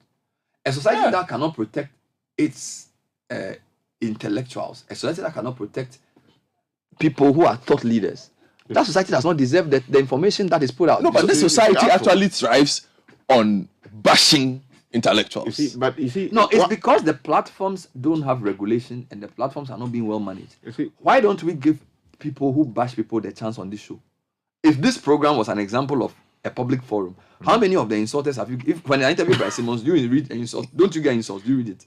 No. Now they stop sending insults because you don't read it. Yeah. So it's also because of managing. So you see, it's not every society has foolish people. That is true. It is sorry for the way, but that's the truth. What you need is to have a rigorous enforcement and regulation is a bad word. You have to look. I manage the space I have been given. Do you understand? Because I am a custodian of the space, so I can't just say, "Oh, it's a democracy. Everybody say anything they want." No, you have to come to the thing. So even who I even put on, sometimes you have to be sure who is this guy. What's this? Do you understand? So we shouldn't just blame people for being foolish. We should also say we, the guys who have been given the power to regulate the space, what are we doing to differentiate between the ones who have sense and those who don't? Yeah. You know. So we, the journalists, who do we empower? Who do we give voice to? That's the point. Yeah. Because there will be, look, you can go and stand in a market and say there are 2 million opinions about what you are doing. So that shouldn't be your problem. Your problem should be why we are unable to protect the likes of Bryce Simmons because we know that the level of knowledge the guy wrote an article on ChatGTP. In 2 days, I was like, but how did you get all this information? Where did you get it from? Just because we all went to the same school. But people have spent their time, they invest their time in knowledge. And even institutionally, as Sky was saying, we are doing a debt exchange. There are people who you can invite to the table, but it's almost like don't call them. But if you are in power, you have sense. So in Ghana, the proof of sense is that you won an election. So when you win an election, it automatically transforms into some superior knowledge. So because you won an election, it means now whatever you say is true. So the rest who didn't contest elections, they don't have sense. Because election is the pass mark for sense in public discourse. Yes. That's why we are suffering. It's sad. It's sad. And Bernard, just to make this quick point, I've heard repeatedly people say, oh, our constitution is ballized, let's throw it away and all of that. One of the reasons why the likes of Senyo have developed so much kahunas as to deal with this matter is the constitutional provision protecting acquisition of property. The constitutional provision insisting that okay, I beg you. The GRA guy came. He's also late, so I'll take a short break. I'll give him the 10 minutes he came. Boss, you didn't come early, but we'll do what we can. So stay with us. This is the Citi Breakfast Show, the city's biggest conversation. Man, I've just been busy these last few weeks. My company has asked me to attend this conference in Canada scheduled for December of 2022. I submitted my application in March, but I've still not heard back from the immigration office. I don't know where to start. Time is ticking. If only there was someone to check in on my business visa status on my behalf. If you retain our services at Askia Immigration Consulting Services, we can follow up to ensure the status and quick delivery of your visa application. No matter how busy you are, you can count on Askia Immigration Consulting Services. Contact Askia Immigration Services on 0241 318890 or 0595 449054 to book appointments and to get assessment of documents. Askia Immigration Services on the 8th floor of the number 1 Airport Square building, Airport City. I'll take you there. 1xBet. Easy betting, easy winnings. 1xBet, the most reliable service to make deposits easily with high odds and numerous bonuses on the spot. Register now at 1xBet.com.gh. Use promo code BESTODDSGH to get 300% bonus up to 3,445 Ghana cedis on your first deposit. Easy to use, easy to have a chance to win. 1xBet, reliable bookmaker. Gambling can be addictive. Bet responsibly. Not for person under 18 years. This advertisement has been vetted and approved by the Gaming Commission.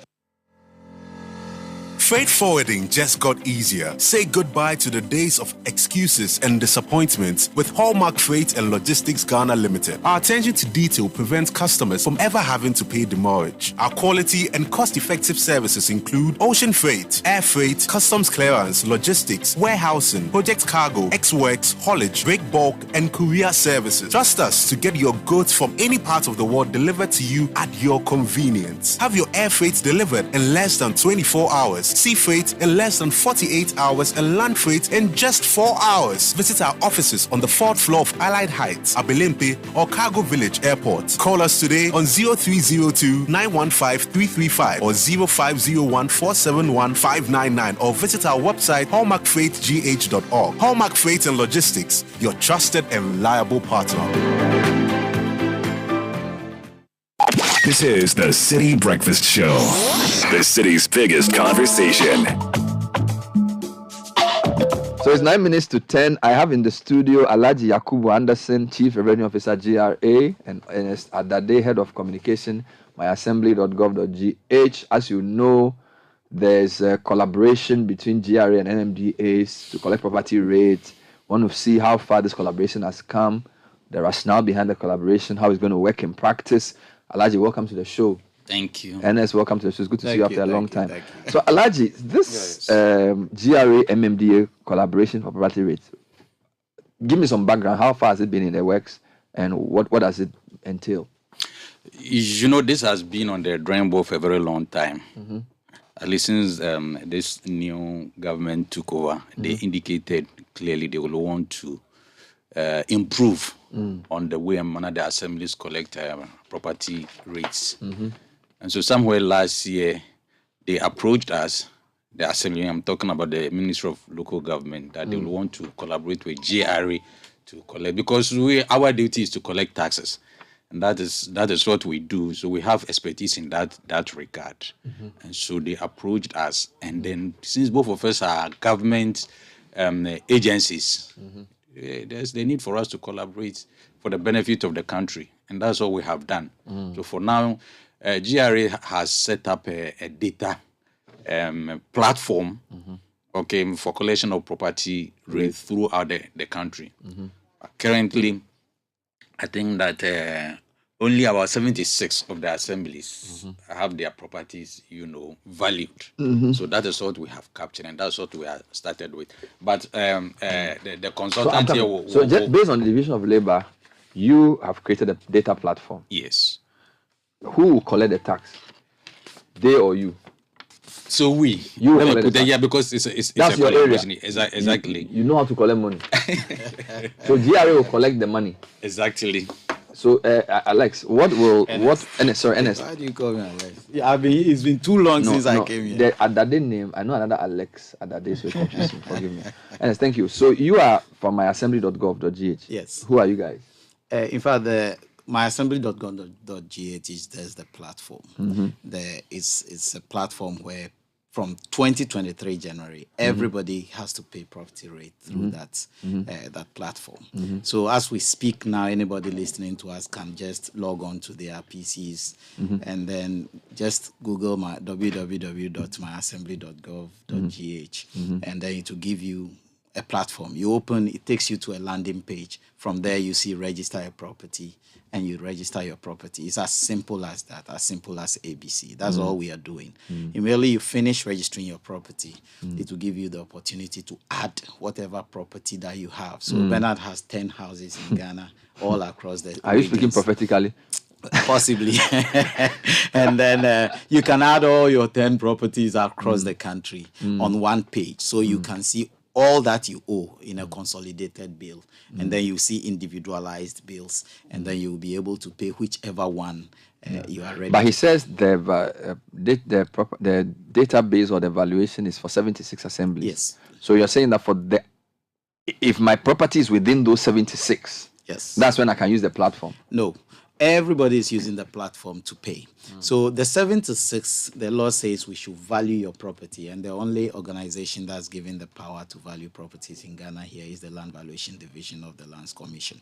If they finish valuing your property, they will take it to the MMDAs for publication. So by now, as we speak, any of the 76 advertised or published assemblies that has been valued, you can go to the MMDA and check the value of your property.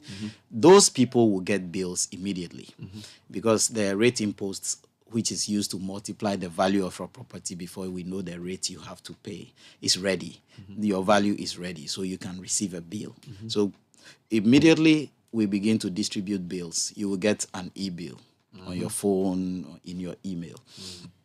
After that, anybody who is outside the 76 valued MMDAs, these valued MMDAs, the people who are not valued yet will not get a bill until it's been valued. So within the next 6 weeks, a project has been launched to value all other properties that are left, and it will be done. That is where I want to come in here. You know, we as GR, the assemblies have been going around issuing bills to people. Sometimes you may not even know whether the person actually works with the assembly.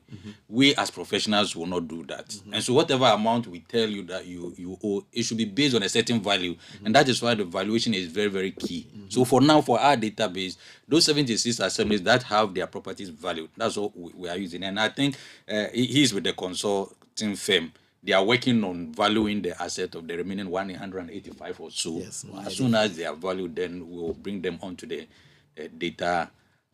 So let's just get let me clarify something. So that if I tell you owe 20,000, how is the rate calculated? Is it a percentage of the value of the house?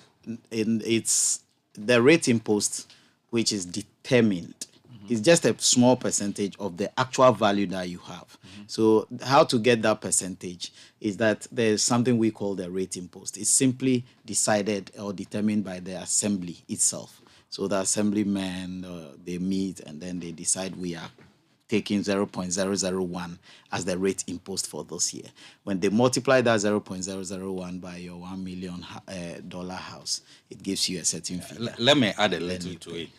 We also they have categorized the areas into category A. For instance, East Legon, Airport Residential Area and all that. Their rate may be slightly, you get a different half from those from Nima, Choco, and others. So the rate will also, the community where you live will also play a key role in determining the amount that you pay. How do you access the assembly platform? Is it just by, as in, do I need to go online? Or what if I am I'm born before computer? Okay. What do I do? So we have two. You can go just on my phone right now. You will see the coat of arms. So go to Google Play Store right now. Open your Google Play Store. Just type in, search for myassembly.gov.gh, and you will see the icon. Download it just like you download any application. So it's an app. It's an app. And then we have the web portal also. But now for you to register your property, log on to the web portal, which is www.myassembly.gov.gh, and you go through.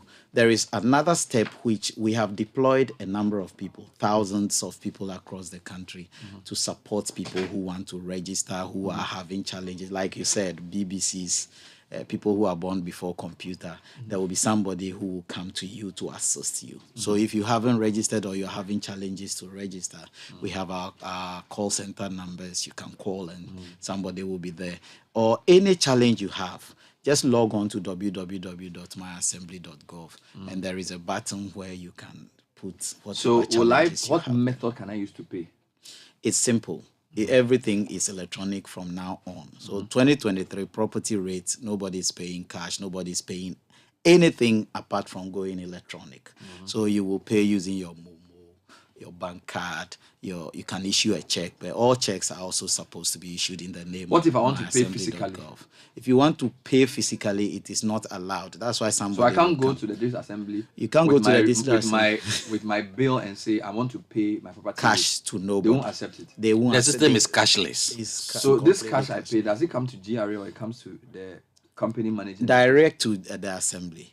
Whatever cash you are paying, the system is designed to give the assembly their share of the whole amount, which is 70% of the money is landing in the assembly you are paying to their account directly. This is why I heard what you were saying yesterday. Yeah, exactly. So he's saying that if I make that payment, let's assume it's 1,500 cedis. Assuming that's my thing. The 70% will stay with the assembly. It hits before the account. 30% goes to GRA. Exactly. It's not like GRA takes it, puts it in a central pool, and then pays the assembly back. No. It hits your account directly, and then the 30% goes to the central pool for whatever. And any amount that is paid to GRA, let me add this one, is paid into the consolidated fund.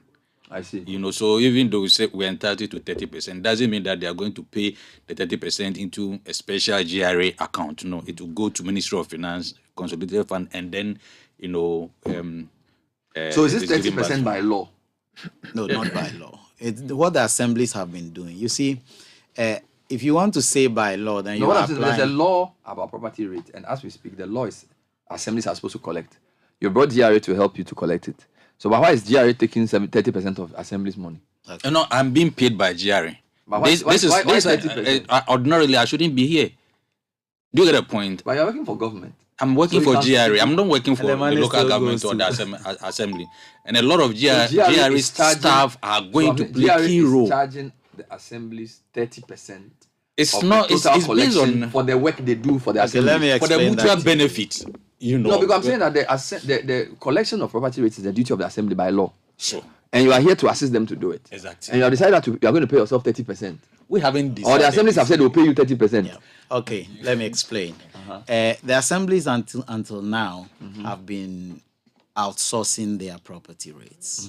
This is the rate most of them are already paying, even to private companies. So when the new arrangement was being brought, there should be no deviation from the status quo, from the norm.